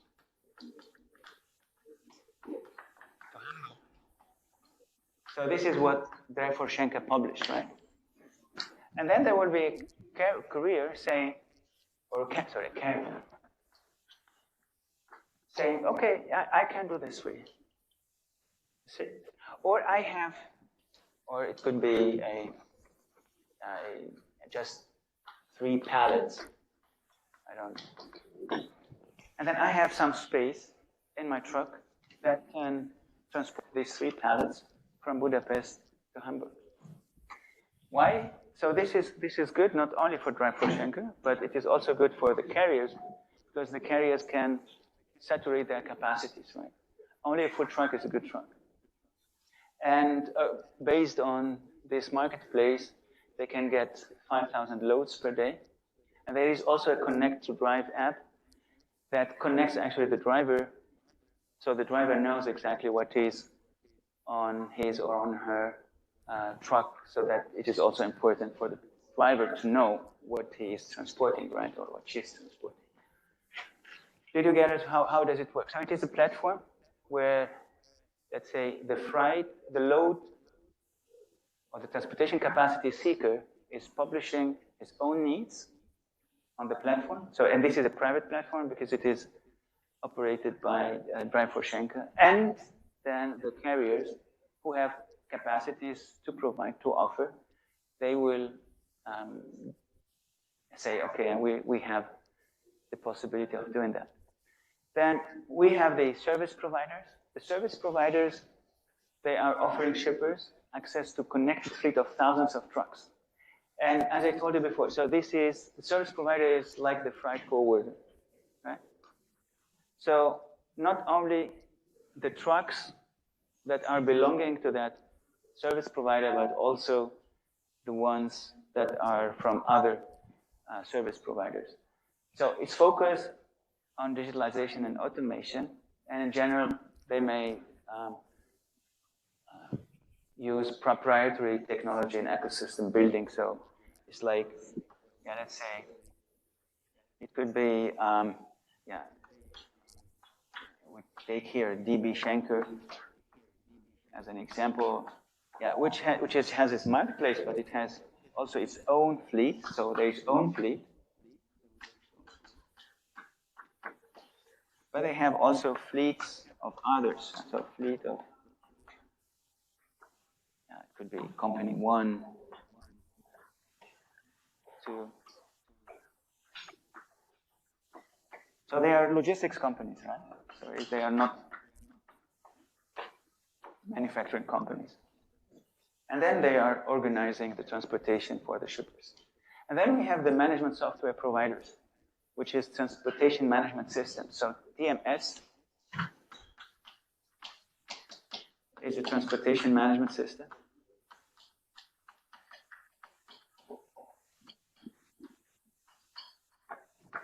So these companies, in general, they do not have fleets, they do not have trucks, they do not have anything. These are software companies. So they are providing software as a service solution. And the role of a transportation management system is to manage the transportation for the shipper. So they have it installed on their systems. So the shipper can, for example, optimize the routing of certain goods, can also select which carriers will do the transportation for certain portions of the trip, can make the analytics, for example, for the different deliveries that have been done. Yeah, they have been done on time, can make also the calculations of costs, etc. Can provide the results of the performance of different carriers, whether certain carriers are good and provide their deliveries on times or not. So this is, they can even provide them with data to improve their relationships with carriers, optimization of the transportation network. So they are doing what is an important, we did not do it in the analytics, but it is called the VRP. So this is what the software is doing, which is the vehicle routing problem.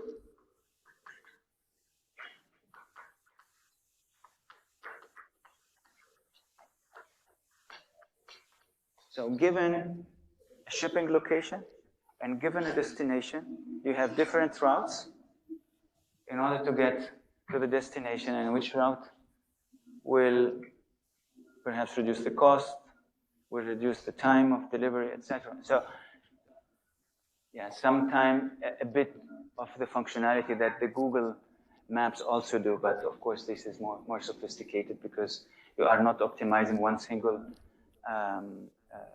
shipment, but many shipments at the same time. Good. I think we should finish here because it's already 10:27. Do you have any question on this? So we will continue with this next time, and then we will deal with the warehousing, on-demand warehousing, concepts, etc. Okay, I think it was a long lecture, so 2 hours without any break. So we make about 20 minutes of break, and then we will continue with the guest speakers, which I will go for looking whether they are already here or not. So see you at 10:45, okay? We restart at 10:45.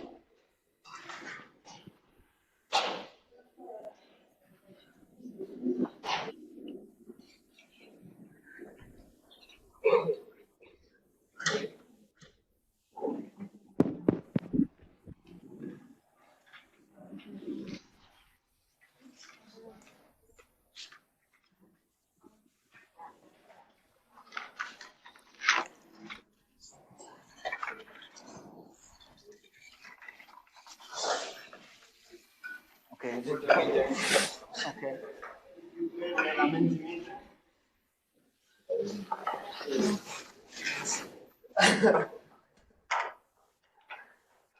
Okay, so we continue with the lecture, and I would like to welcome today Ms. Elena Mokil.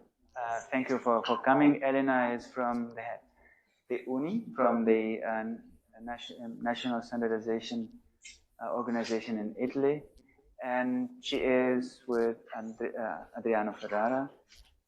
Thank you for coming. Adriano is Research Project Manager at UNI.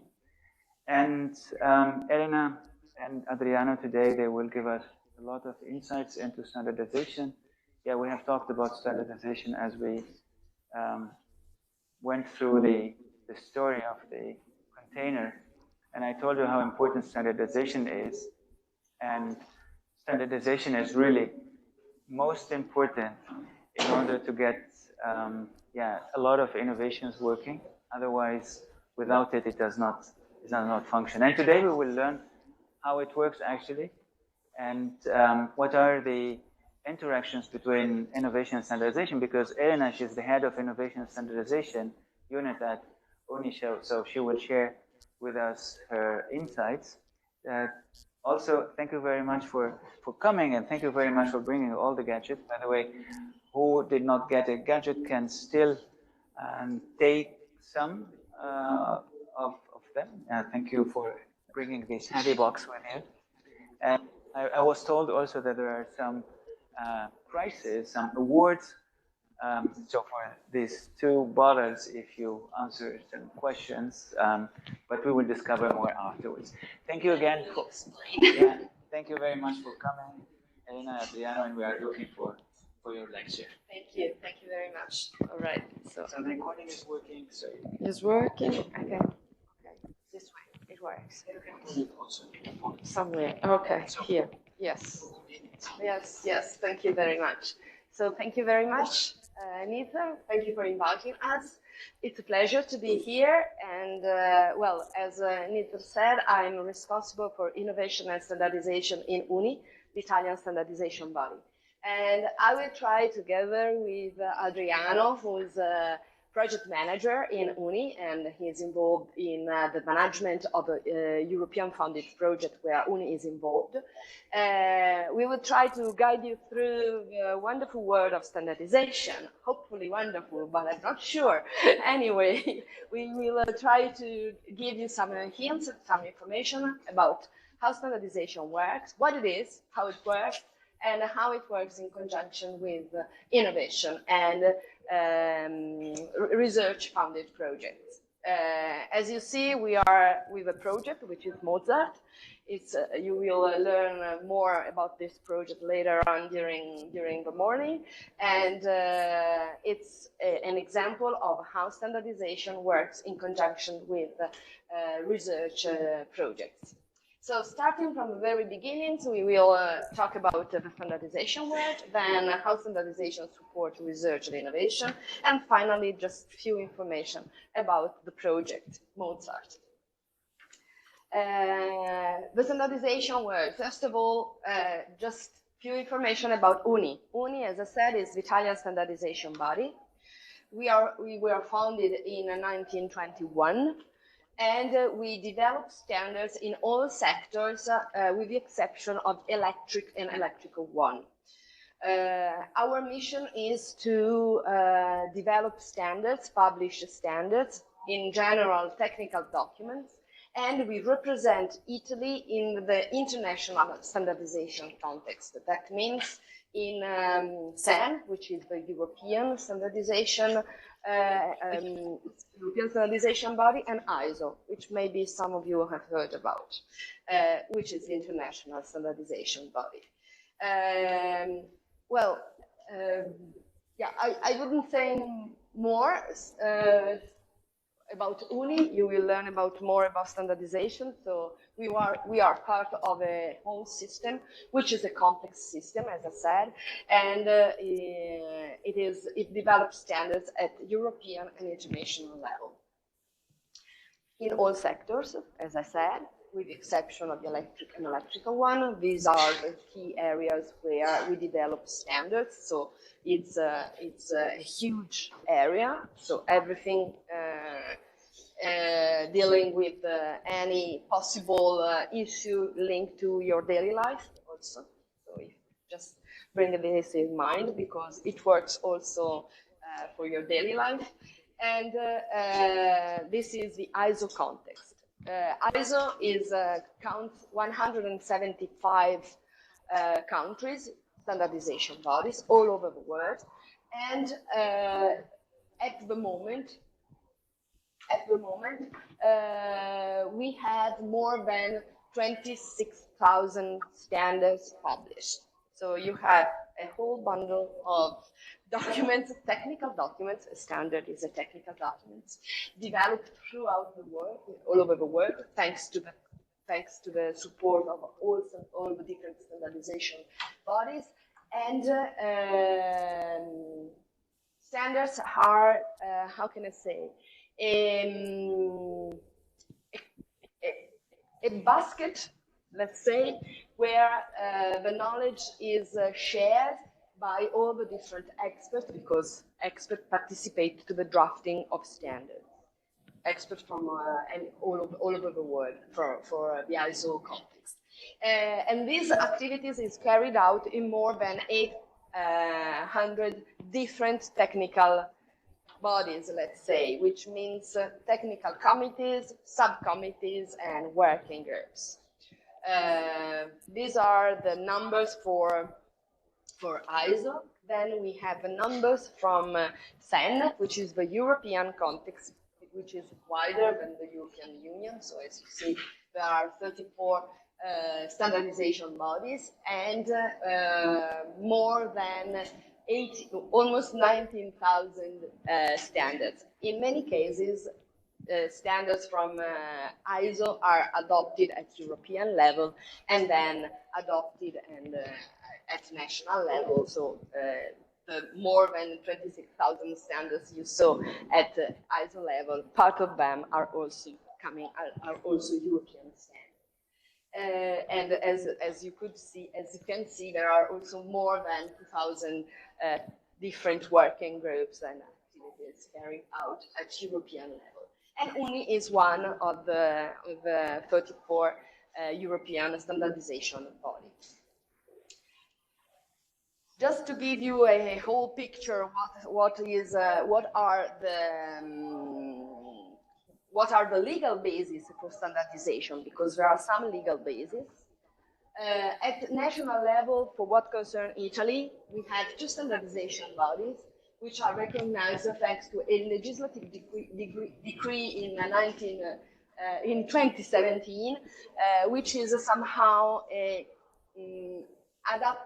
adaptation of a European regulation, which is a European Regulation 1025, which is the reference which defines the characteristic and the task of standardization bodies at European level. What says the Regulation 1025? That in each country there has to be one standardization body, due to the fact that we have the task of harmonizing different approaches, bringing people together and writing technical documents, standards, and sharing one single document all over Europe and hopefully all over the world, in order to make life simple to everybody, starting from the consumer to the industry to the legislator and so on.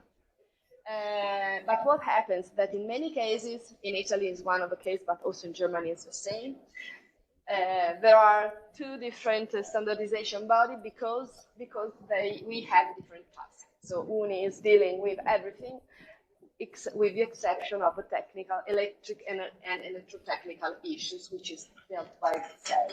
And in Europe, we have something very similar because we have SEN and SENELEC, but they are in the whole building, they are in the same building, they are working together. Not the same in Italy, but more or less. We are trying to cooperate with our friends of the same. And then at ISO level, there is also a similar situation where we have ISO dealing with everything with the exception of the electronics issues, which is IEC is the responsible standardization body. As you can see, there is no legislative framework for international activities because there's no international law for everybody, which is followed by everybody. So it's only, the regulation applies only at European level. And I think it's something important because it gives the right perspective of how important European standards are, because a European standard developed at European level is used all over the European context, so by the 34 different countries, so more than the European EU. And this makes things easier because with one standard you cover everything at least at European level.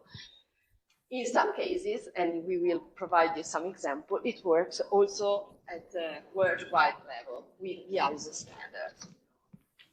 So what is a standard? A standard is, as I said, a technical document. It is voluntary. Bear this in mind because it's very important. It is based and developed on the basis of consensus. So the different experts coming from representing different stakeholders bring together and discuss. They discuss a lot in many cases, really, because the perspectives are quite different. The opinions are different on what should be the content of the standard. So they discuss, and at the very end, they develop a document, which is, as I said, a voluntary technical document, which provides rules guidelines, common terminology, depending on the scope, of course, of the standard. And it somehow ensures that quality, safety, and interoperability. Interoperability is a key word if you think about what's going on nowadays with the different technologies of product, services, and also processes within an organization. So as you see, it's quite important to be aware of the importance of a standard, because it may make your life easier, because you do not have to reinvent the wheel, for example, because you have already one document settled by a group of experts and is applied in a voluntary way by everybody, and it works at national, European, and international level. It's very important, because when you ask for example, for a requirements about the product, you do not have to specify the single details.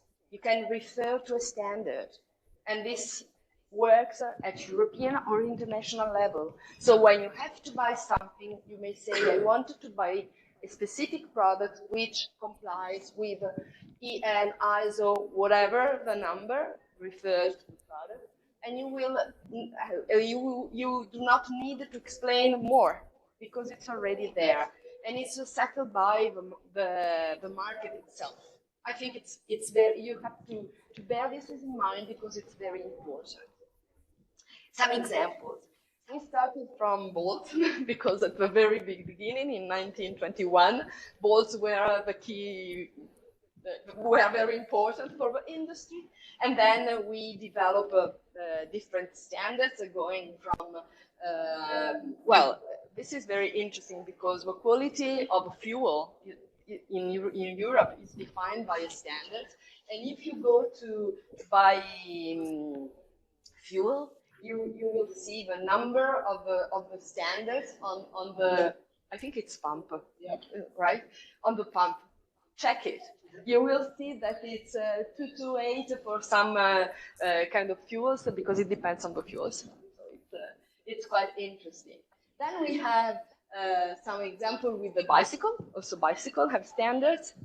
Bear in mind that we are talking about quality, safety, and interoperability, so it's important that you have a safety bike. Then we have also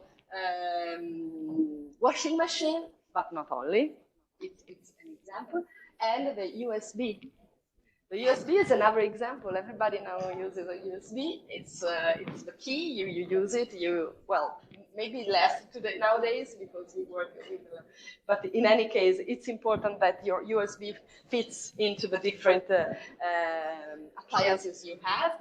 And before the definition of the standard, you did not have a single USB. And you could see it also with the charger, the self charger. But that is another story, because it comes directly from the legislator, which at a certain point decided to say, okay, stop with different kind of chargers for the cell phone charger, because it's an issue for consumers. It's an issue. And also, it's also quite not good for the environment, because you have a lot of waste. And so the legislator decided that one charger, but that is a very specific case, and it's out of the framework of the standardization as a system, as a European and ISO system. But for USB is a good example. So this is the evolution of the content of the standards. As I said we start with the bolt, and then so products, then service, organization, and professions. So here you have, you can go through the slide later on. We will share it with you. It's a kind of different, evolution of the content of the standards from one side, and also from what we standardize. We started with products, and now we are ending up with organization. So by defining requirements, safety requirements for a product, now we define requirements on, for organization. How, for example, they have to get organized. There are a number of management systems for organization. ISO 9001 is one of the most famous. It's for the quality. It's quite well known. And it's a standard dealing with how an organization should get organized to work in a better way. So an evolution, starting from dimension terminology, so very simple issues, going to very important requirement relevant to environmental and, for example, social security. All right. So this is the number of standards. I wouldn't tell you too much, but anyway, this is how we codify the standards. The first part of the code is referred to the standardization body, is the adoption of a national standardization body. Of course, in this case, it's UNI, but you may have a DIN for Germany, for example, or an F for France, for example. Then you have EN for European standards, ISO for international standard, the number. If the standard is divided into different parts, you have the reference to the part, and then the year of publication. Why it is important to know how to read the standards? Because in this case, you have an ISO standard which has been adopted at European level, which at its time is adopted at national level. But you can have different combinations. You may have an ISO standard adopted at national level, and you will have UNI ISO, or you may have a European standard, and that's it, and you will have UNI EN, because it's the European. So it's a different combination. The importance of standardization is, first of all, well, we have a social economic role, and the key standards were developed because they had to guarantee safety, quality of life, and the environment protection. That's one of the most important tasks of standardization. Then there's also the improvement and efficiency of the technical and economic system, because it's a way of save money, let's say, because you don't have to rediscuss everything each time, so save money. And then it's also a way to promote the international trade, because it makes it easier to make goods travel all over the world, and we will have some examples. And again, for the same reason, they facilitate the communication. It's important to speak the same language, and to refer to the same terms with the same meaning. Sometimes an issue on terminology may lead to very misleading, may lead to a non-understanding of the different requirements, approaches, and so on. And finally, but it's not, it's last but not the least, it defends the interest of consumers. So our interest, we are consumers first of all, so we need to be very careful when we buy something to make sure that we buy something which is safety, which hopefully is also good for the environment. They protect the environment. These are some important issues to be considered. And of course, standardization may support the legislator. In some cases, the standards, they are always voluntary, but when the legislator decides that the standard has to be used to comply with the law. It's a very specific case, but bear in mind that this may happen in some cases. So from from theory to practice, some example. The container. The container has been standardized for the measurement and how it has to be built and how it has to be structured and how it can be used in different contexts. So from the origin, then on the road, on the rail, through the sea, on the rail again, and then to the destination. So the containers are, I think, one of the most important examples of standardization, of how standardization is important to make goods travel all over the world in an interoperable way. without defining the requirements for the containers in terms of dimension and also of safety requirements, we wouldn't be able to make goods travel all over the world. And you can see it. I mean, it's evident when you go to a station and you see the container on a train, or then the same container on a track, or the same container on a boat. So it's quite interesting. And then at the final destination, in a warehouse, for example. So these are some of the these are some of the standards where the requirements for containers are defined. It's just an example, but I think it's nice and it's important to know this. There are different standards from Europe, from ISO. Of course, in many cases, then we have EN ISO standards because they travel through all over worldwide, so one standards for everybody.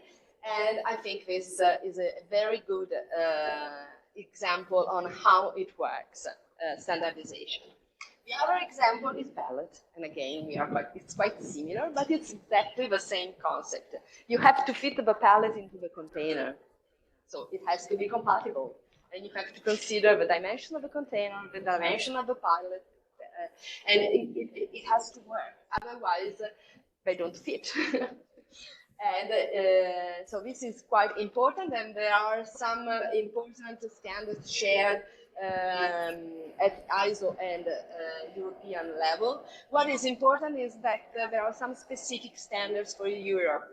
This because there are some safety issues linked to pallet, because it's wood and they have to be treated in a certain way in order not to bring around insects or stuff like that. So I have to be to comply with a specific regulation.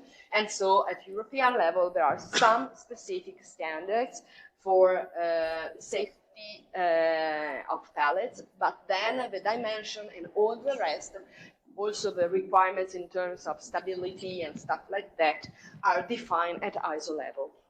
And again, it's an important example because it's something which is very concrete and very real, and you see them every day in many different contexts. And if you think about how goods travel, it's quite it's somehow self-evident. The last example is about something totally new: the digital product passport. How standards fit with the digital product passport? I think that you already know that the digital product passport is something requested. It's a requirement from the Commission to trace somehow a different component of a product in order to make it recyclable more recyclable, let's say, and to provide information on the different components, also to the final user, to the consumer, in order to know how to organize the waste management of a specific product. So going to the importance of standardization, well, you have to standardize and to agree on the interoperability, IT interoperability of the whole system. So for the time being, standardization is dealing with the IT issues on how to make the digital product passport work. Then there's another step on which we will work, and it's the content of information. Which information needs to be included in the digital product passport? Some of the information comes from the legislature, because we have to include some specific information, but some other will come from the market itself, because it's the market at the very end, the industry at the very end, that have to be able to provide all the different information, and so to verify the supply chain, their whole supply chain, in order to trace and to track the different components, and then to be able to explain and to put in the digital product passport what is the content of a single component within a product. So we are working on it, and Right. Okay. So we are working on the standardization of a digital product passport, and we are somehow putting together the manufacturer, because of course it's important to bring together a manufacturer, the legislator, because it's important to know what the legislator asks for, and then the recyclers, the standards put together all these different actors together with the consumers, and also with the tool which will read the QR code, the content of the QR code, the information about the QR code, which has to be included in the final label, because at the very end, it will be a label on the product which with a QR code. But it has to be standardized, otherwise everybody will use something different.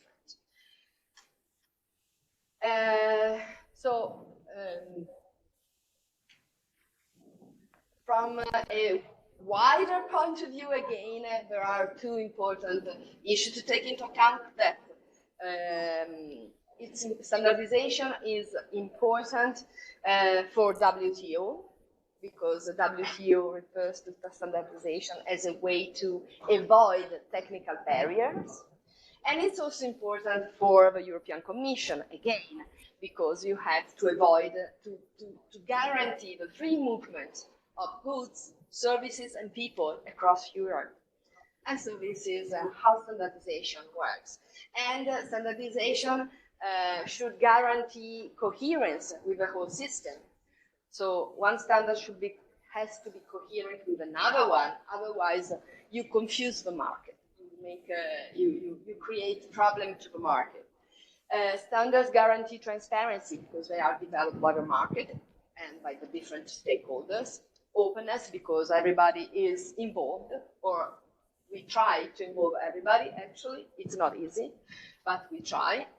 It is built on consensus, as I said at the very beginning. Since they are voluntary, there should be consensus on the content, otherwise they will not be used. And they should guarantee also efficiency of the whole system. But again, the key word is that they are voluntary. I think this is very important, because this makes the difference, because it's also a way of it's also a way to demonstrate for the industry their competitiveness. If I comply with a standard, I work better than somebody else who does not comply, and so I'm more efficient, and the competitiveness is higher. It's somehow I'm saying it's something very well. I put it there in a very simple way, but I think it can be understandable how important using standard is for a company. And well, there's also a link, a very important link between standardization and the legislator at European level. I wouldn't go through all this, but again, we are talking about free movement, linked with innovation and the market. So they are also linked for innovation and again for the competitiveness. Free movement of goods and services, and it's also a way to access the single market. And again, it's something important for the safety of consumers and the protection of the environment. The European legislator uses a lot the references to standards, and the example are harmonized standards, which means that there are standards developed for the European Commission. So it's a kind of mandate that the European Commission gives to Senelec to develop standards in specific areas for specific purposes.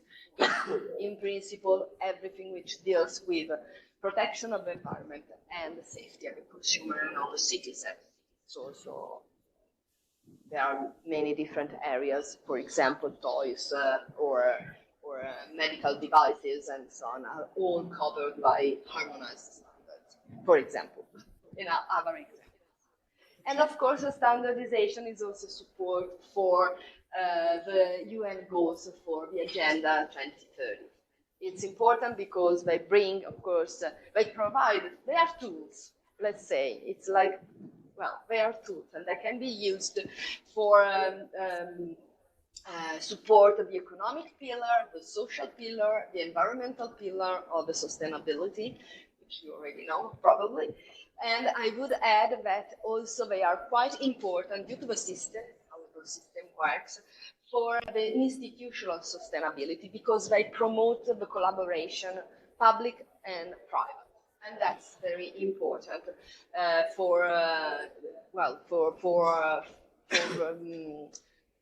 as an additional aspect of sustainability. And standardization. Okay, this is a mapping of standards. This is only for the ISO standards, actually, but it's a mapping of how standards support the different goals, and of course, goals 9, which is more fitted to the industry, is the more supported because most of the standards are working in that specific pillar, in that specific goal. But I think, but all the rest are also important and covered by a number of standards, different standards. In the ISO website, you will see each standard is linked to the one or more of the UN goals. So you can see how a standard can support, in principle, the different goals. We're looking at it in the ISO website. And I think I'm done, more or less. Then we have the Mentimeter, and just a quick video on which was developed by the World Bank, which explains how standardization works and why it is important. Above all, the perspective is from a developing country, but it works for everybody. Actually, hope it works. Standards are the hidden rules that make the world work. They underpin consistency, compatibility, and quality across industries and borders. In trade, standardized shipping containers make global commerce faster and more efficient. In health, standards ensure that medicines are safe and effective, building trust and protecting lives. But when standards are missing or mismatched, systems break down. Trade stalls, trust erodes, and opportunities are lost. For developing economies, the challenge is real. Duplicate rules, costly testing, and standards that don't match local capacity create barriers instead of opportunities. Too often, developing countries are also missing from global standard-setting tables. When their voices aren't heard, rules tilt toward those already present. How can developing economies meet the enormous challenge of shaping standards that fit their realities and the world's future? The answer is to adopt a tiered approach to standard setting. Countries can begin by adapting international standards to local realities. As capacity builds, they align with global norms to expand market access. And over time, this foundation allows them to take part in shaping standards themselves, ensuring they are practical, relevant, and more likely to be widely adopted.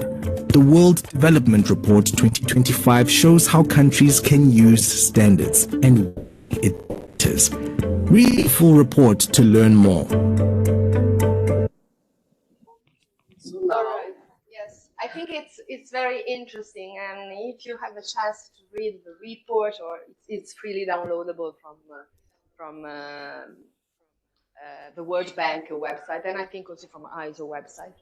And it's interesting because, well, it focuses on how standards may be used. Well, the video was talking about developing countries, but I assure you that it works for everybody. I mean, for any countries, because there are some areas where each country needs to improve the participation in standardization. So it's quite interesting and important. I think it was clear. And now, okay, I leave the floor to... If you want, you can also download. I will send you with slides. If you go on the World Bank website, you can find the report mentioned in the video. So now, please help me be proactive. So because for the first, I mean, only 5 questions, so don't worry. For the first classified, he will win the, or he or she will win the bottleneck. So please go on to Mentimeter, and thank you, Elena. And just give me a second. Everybody are logging in. Okay. It's okay. Don't look now. I need to start my presentation.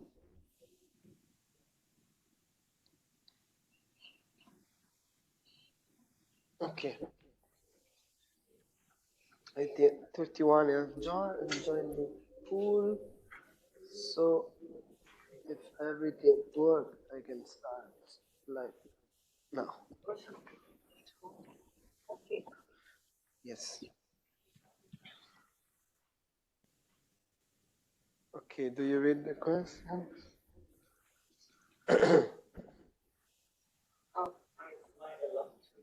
Yes, but you will not win. Okay, this is nice.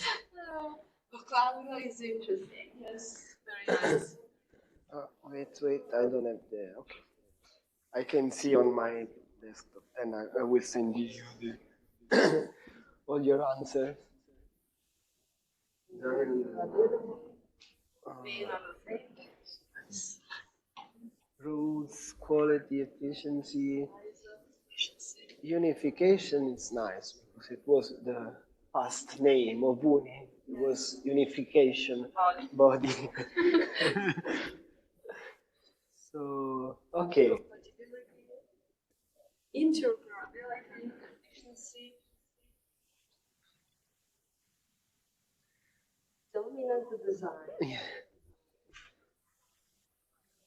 Okay, so interoperability, voluntary, rules, safety, and compatibility are the most used words. Yeah. I don't know switch. Okay, I don't know why I cannot see.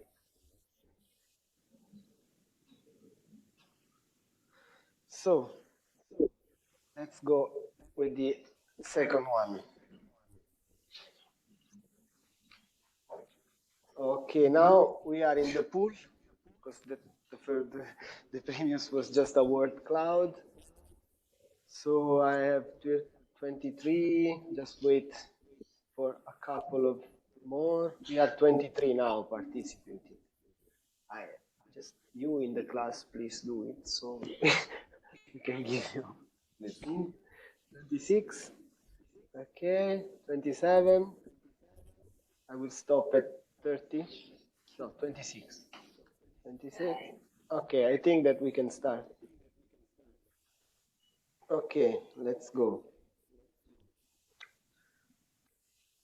Answer. What is a standard?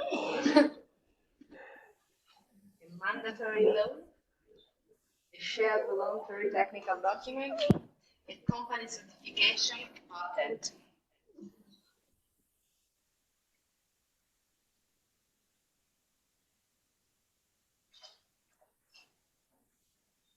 Okay.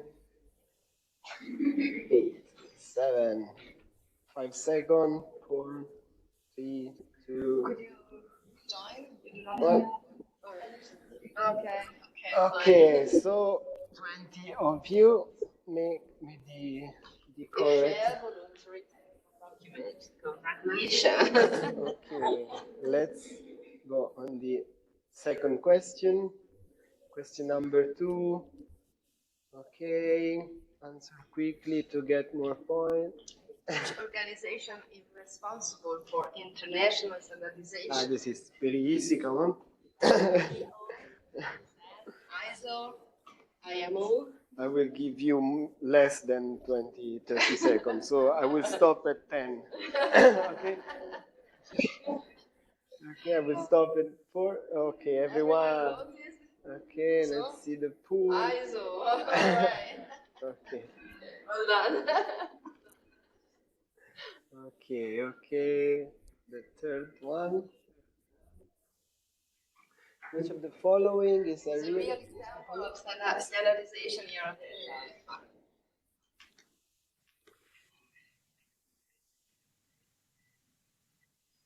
The use of the same payment app across different countries, big core certification, USB charging cables, company internal quality guidelines.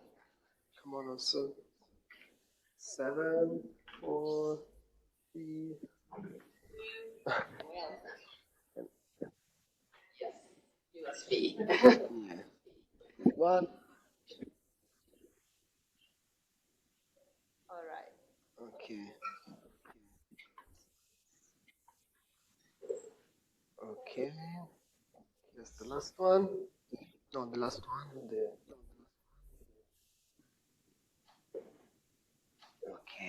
This is the last one. No. No. It's What is the main role of standards in everyday life? mhm.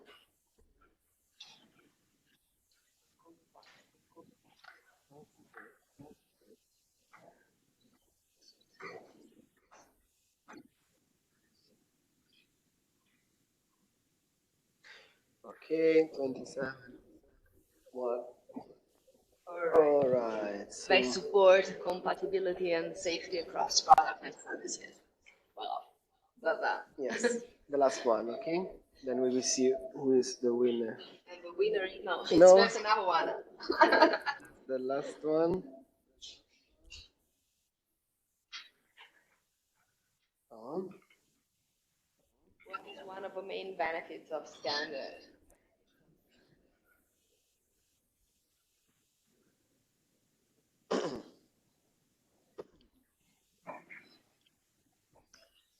Oh, come on, this is easy.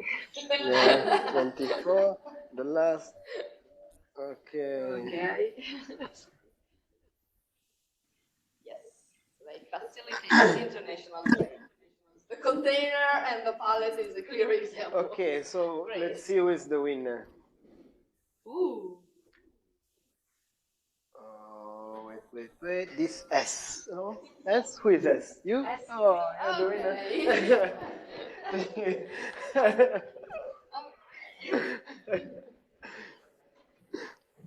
One more thing.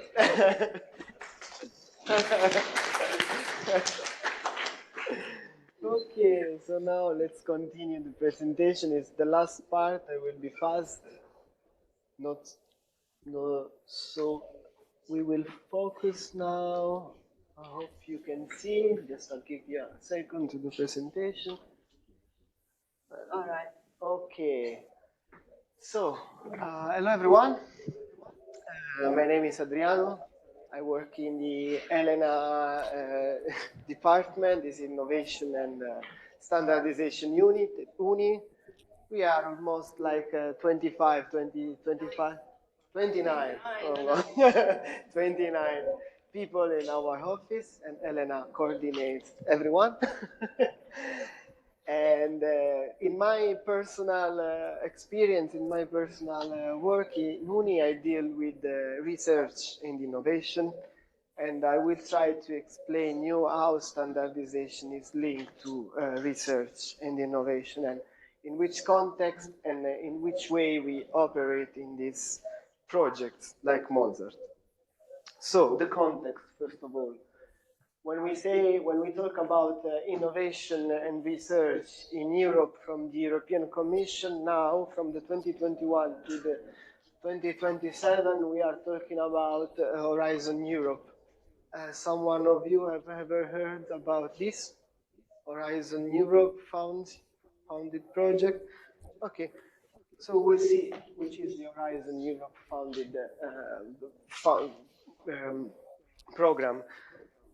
Horizon is one of the biggest research and innovation program of the world, maybe.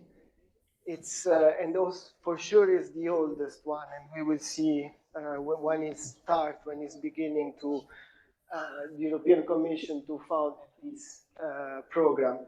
But basically, Horizon Europe started in 2021 and it will finish in 2027, and in these 7 years, it brings more than 100 billion of euro to research in Europe, a large amount of money to the research. And in order to boost the science and innovation in Europe, to eliminate, delete the differences between countries so that everyone can join in this program and can compete at the same level. So no difference between Italy and Greece, for example, no difference between Germany and France. And so not only for the bigger, but for everyone with the same things, with the same stuff.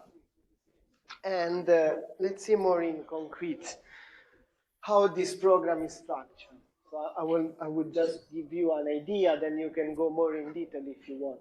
So what you see here in the center is the Horizon program. This one is the Euratom program from the development of nuclear energy and power in Europe. And this is another program, is not linked to Horizon. Also, this one is not linked to Horizon, but they both work similarly to Horizon. This one is from the research and innovation in the military sector, that now more than ever is one of the most important in Europe. But let's focus on science and on Horizon Europe. So basically, Horizon is divided in 3 pillars. There is the pillar 1 that we call excellence in science.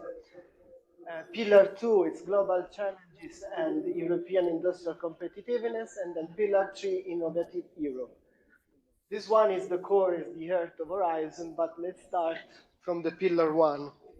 The pillar 1 is a kind of bottom-up approach. This means that the topic of the research are set by the researchers. So we are talking about pure research. In the first case, we have only the researchers who propose new topics, and in this part there are also other founded projects like Marie Slobodska, Curie, etc. So in order to have a first frame of the research set by the researchers, then what happened in the pillar 2?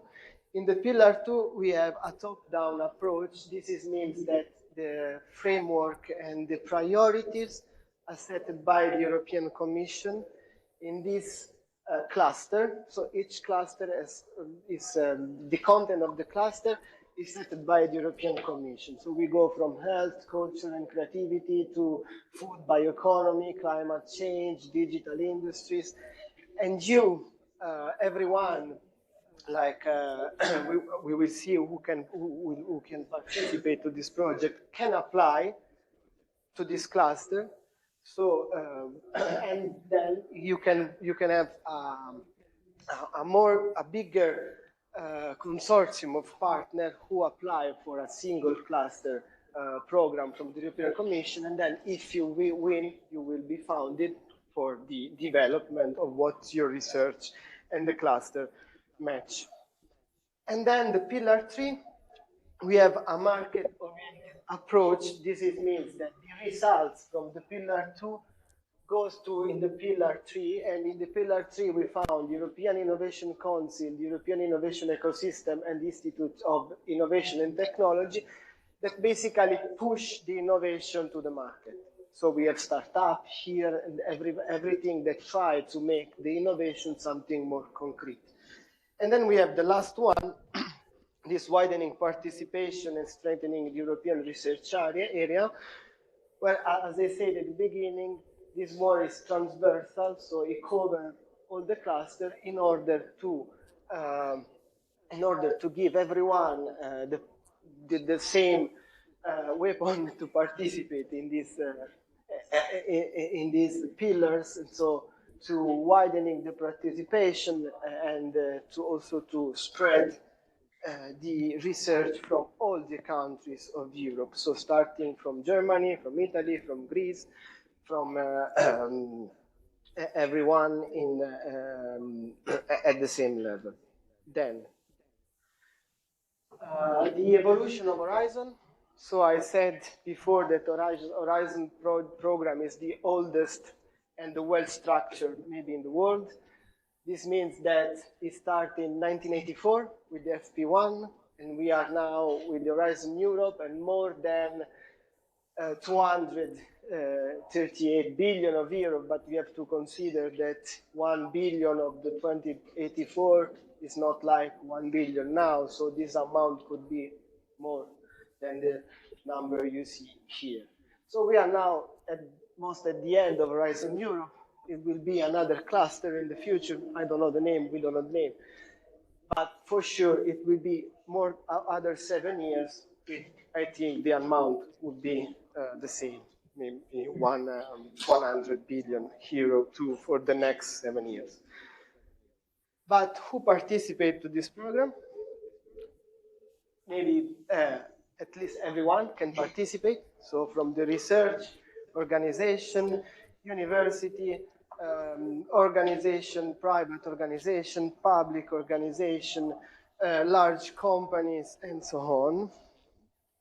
Standardization bodies, of course, like us, like DIN, like BSI, and who wants to participate. Of course, we are not, it's not mandatory for us to participate in this activity. And of course, you participate. The Politecnico of Milano, this is the data from you. And this is, I think, something that you should be proud from your university, because you are one of the, of course, in Italy, you are the first one investing in the research and innovation projects. Yes, just to check one thing, you started in, with this data is on 20 years. So from the past 20 years, you got more than 400.5 million from the European Commission in order to work on this research project. And this made you, as I said before, the first university in Italy and the 5th university in Europe with their high participation in the research and innovation. This is something that, in my opinion, is great, because investing in the innovation and research means to invest in a better future for a country like Italy and for a continent like Europe. And that's the picture of you now. So you can see that you manage more than 400 funded projects. This is only for the Horizon Europe. So this 7 years, from 2021 to 2027. The data I showed you before was from the last 20 years, so from the FP7 to Horizon. And with also a very valuable number from the success rate. It means that you win with the probability of winners from you is the 17.8%. And I mean, in my opinion, I see Politecnico everywhere. We have a lot of projects together with the Politecnico of Milano, and it's always nice to work with you, with the researchers, professors, and everyone. But how standardization is linked to this? So the European Commission directly refers to European standardization. This means that European Commission encourages the organization, everyone, university, and everyone who wants to apply to Horizon to consider the standardization in your result. This means that when you go practically to write a proposal, you will see in the index of the proposal, in the indication they write, okay, if in your project you are considering to develop something that can be standardized, do it, because you will have more probability to win, to give the money from the European Commission if you consider in your project the standardization. And this is clear from the European Commission. Why? Because the role of the standardization body and standardization general is to push the results to the market. Use the research result, codify, so starting from a project, basically an Horizon project for 4 years. So at some point of these 4 years, you go and check in the project if there are some results that can be standardized. So you can use the content of that research to push the innovative content to the market using the standards. And also for us, it's really important because we can bring researchers from the research project and bring them to the standardization world, so to the ISO, to UNI, to CEN, in order to make them work in some topics that are important from standardization, and basically what Elena said before. So it's something that works together. I mean, research needs standardization, and standardization needs research in order to codify and put the innovation to the market and make the innovation become the new state of the art. This is our portfolio project, and not everybody. I just put some of our projects. We have now like 11 or 10 projects active where we are partner, and we manage a lot of topics. As Elena said, we can focus on different topics, excluding the electrotechnical and one. But basically now we are really working on the bio-based sector. In particular, we have a lot of projects that focus on the bio-based products, and so topics with the digital product passport. Also robotics. Mozart is one of the, we are active on robotics. Robotics, it's really hard to standardize because now it's mixed also with the artificial intelligence, so the AI. It's really complicated topic, but when you mix with robotics, something works better. And I need to apologize because I'm not an engineer and I have a degree in economics. So for me, I cannot go more in detail. So just my role is to bring together people and make them work on some topic. Yes. And that's why I will just give you an idea, a practical idea, how a project is structured, which is our role specific in a project like Mozart. And we'll show you a video, so maybe the technical content will be more clear for you. And then I will also tell about the objective of this project. Let's try to see if it works. The handling of fragile and fresh food items still heavily depends on demanding manual processes. Manual labor wears down operators with monotonous and heavy routine work and increases the risk of injury. It also raises issues about product quality control, food waste and hygiene. EU project Mozart faces these hard challenges with soft robots called automats. Automats stands for Autonomous Manipulation Using Morphing Modular Mats. In a nutshell, they are reconfigurable surfaces, embedded with soft sensors and controlled by AI tools. This novel robotic technology is being designed to make a breakthrough in the handling of soft heterogeneous objects. And then, towards the end of the project, it will be applied and demonstrated in the handling of fresh, fragile food. The long-term goal is to disrupt food handling with softness, pushing the boundaries of the food industry towards economic, social, and environmental sustainability. Indeed, Mozart seeks to foster human-robot collaboration in the workplace by delivering a technology that is useful for both the food industry and its operators. Mozart technology will assist these operators with tiring, heavy tasks, improving their work conditions and inclusiveness. In doing so, Mozart technology could allow industries to transfer resources from manual handling to other crucial steps in the production chain, including animal welfare, food safety, and food quality, while reducing production costs. It takes softness to pursue concrete sustainability goals. We'll do it with Mozart. So the video, I don't know if it was clear, but let's go more in detail of Mozart. So, of course, Mozart is an European project founded by this framework, so Horizon Europe framework. It's a kind of not big project. We are involved in a bigger project, but this one is really a technical one. With us, there are IT, so the Italian Institute of Technology, the Trinity College of Dublin, Icons, and other company that basically works on the robotics and AI tools. The project is funded with more than 4 million in Europe in order to develop these robots that are something different and new in the supply, in the chain of production of this food, pet food, and also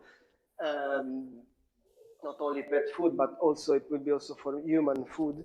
But the idea is to build these soft robots that can manipulate using the AI food in order to help people, because I think that this work is only made by human now, so that will be a combination between human and machine and robots in particular to cut some costs. So, and also to be more environmental friendly. That's the idea of Mozart. This is the picture of this is the real one. We take this picture when we go to a trade fair just 2 months ago. So this is the origami robot, the soft robot who will just handle the food on it. And this is the technology, just a framework of the technology, the engineering used in thinking this new robot. But I will explain better our role in this project, not how did they design the robot. But if you are interested, I can give you the contact of our partners, and they give you more details on technical details of the robot. But which is our role? So as I said before, we need to try to codify this innovation and put the innovation to the market. So we started basically at the beginning of the project with a state-of-the-art analysis, so a mapping of standards that fit the topic of the project. Which are the meaning of this mapping? When we have a complete picture of the standards, we can identify if there are some gaps and how to fill this gap. Of course, we work all together with the technician that helped us to identify this gap. We have also a kind of validation of this gap. And when we have a clear picture of everything, we try to push these results to the attention of the European standardization system, that is CEN. So we go and we go to them and say, okay, we have this project. We have found that in this kind of topic there are some gaps. We identify a way to fill this gap, and so we send to the CEN-CENELEC, the European standardization body, our proposal to fill this gap. That basically is a proposal to an input for a new standardization document. What we call the CWA is something really specific. It's a pre-standardization document. Okay, this is a picture of 1 month ago. We'll be in Norway to one of the most famous robotic trade fair in the north of Europe. We present our prototype of robots together with other sister project with other. It was a really nice exercise of changing and ideas and perspective on the robot topic linked with the AI. So it was very nice environment with a lot of new idea and new prototypes and so on. And basically our final work will be to publish this document, this new input for standardization, who codify basically the standards to build that robot. So not a patent, but a public standard in order to bring the innovation to everyone who wants to build the same technology that we identify in our research projects. And this is basically everything from Mozart But I will give you then the slide. You can go more in detail and everything. And we finish, maybe. I have we have the last one, if you want. But Nizar, if you want to say something before. Okay. Okay. So While you upload the Mentimeter, just to underline the importance of standardization in conjunction with innovation is that we bring innovation into the standardization world to have to provide access to the information that an innovation project provides, to bring them into the market. So it's a way of sharing knowledge. So consider standardization also as a tool to share knowledge and to also networking, which is very important for European projects, but not only for European projects, but for stakeholders in general. So for all stakeholders, and above all, if we are thinking about research and research centers and universities, the link with the market standardization is a key issue. Because as a student, you will go to the market and knowing that what standardization is, at least what it is. I mean, not specific standards that will come later according to where you will work. But it's important to be aware of the fact that standardization is a tool and can bring together different stakeholders and also make people talk to each other to solve some issues. Standardization is a tool to be used, but also it's a way to propose a solution, common solution. And the example with innovation is important because if you think about a project, nothing is settled. Everything is based on specific experience of the different partners, and standardization tries to bring everybody together and to link with what exists, and if it does not exist, create the opportunity to build something new, to create something new, which may be a standard of the future, because Stanmore Agreement is a pre-standardization document, so it's something with a very high approach and innovative approach, but it can be the basis for future standardization activities. It's like a small seed that we keep watering somehow and build a plan for the future. Okay, so we can go to the Mentimeter. I think sorry.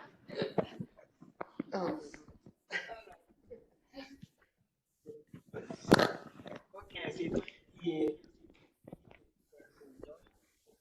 We can start. Otherwise, we will lose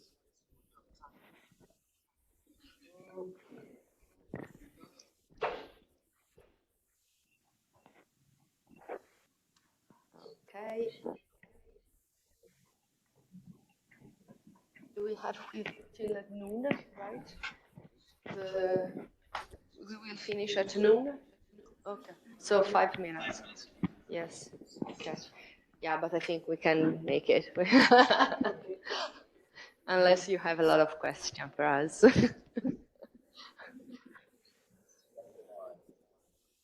What is Horizon Europe?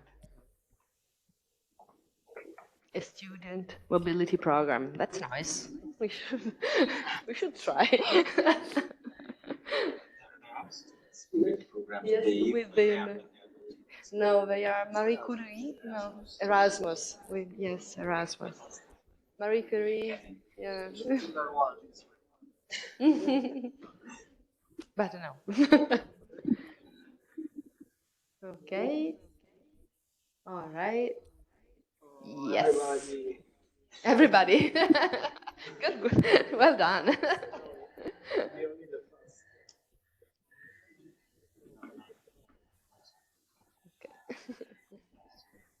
Question number 2. Why is standardization integrated into research projects?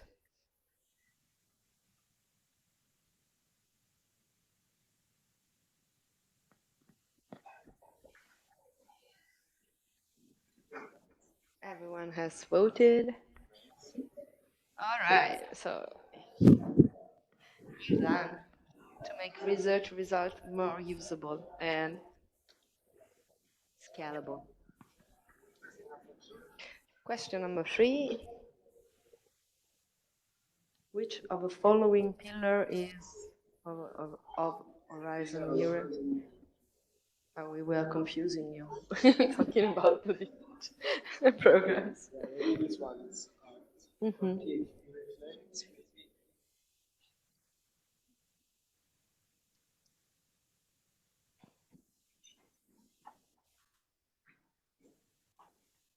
Okay. Innovative Europe. Yeah.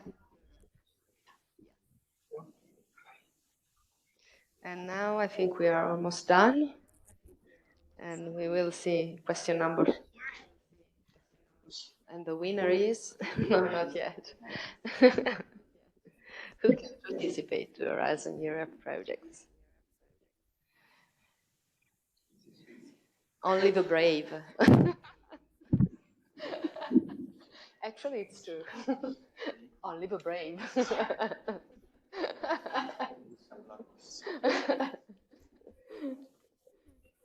And participation in the process. Yes. Yes. Because and then you have to participate to the projects. Yes. The last one is, what does a project like Mozart contribute behind technology?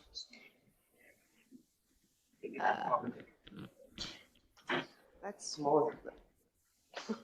No, I know, because it's not shared. The screen is not shared.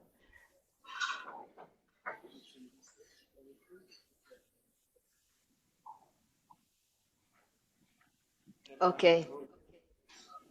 Yes. So it acts as a bridge between research and innovation and market. Well, and the winner is? MS. No. All right. We have Oh, Gabriele. Gabriele, well done. The faster.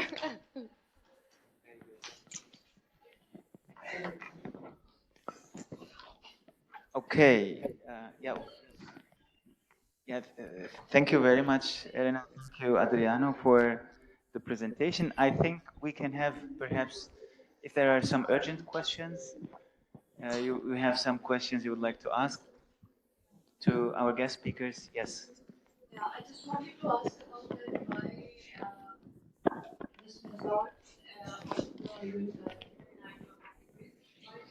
with the electro because it's dealt with by the other standardization body, which is society, and it's not part of our standardization activities, so we cannot work on that.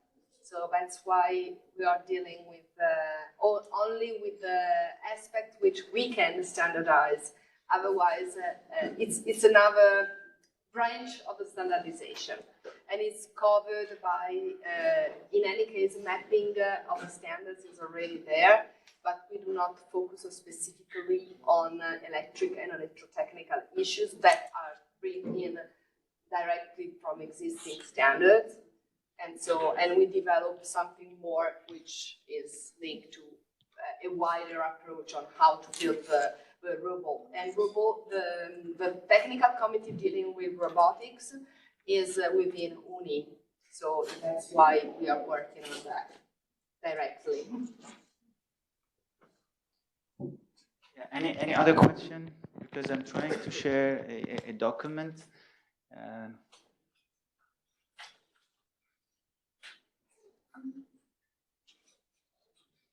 I hope it's there. For some reason, it doesn't work.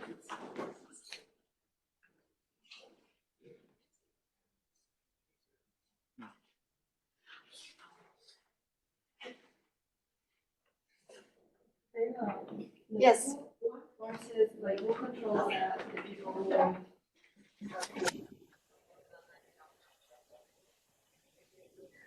No. We only develop the validation of the standards. This is carried out through our sources. They are usually certification bodies, laboratories, depending on the kind of standard. My fields are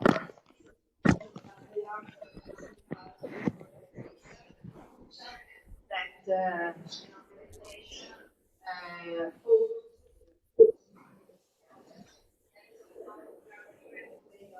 validation,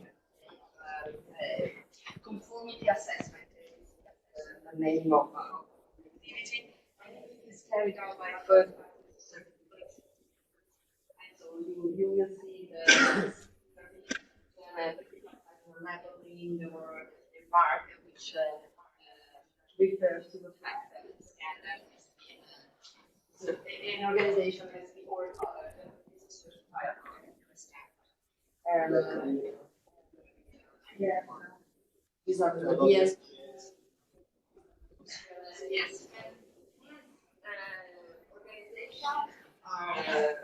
Organization with competition with each other, and in many cases also participate in the development of standards. So we bring together everybody actually. And no, unless I also no, you can't do standardization, no.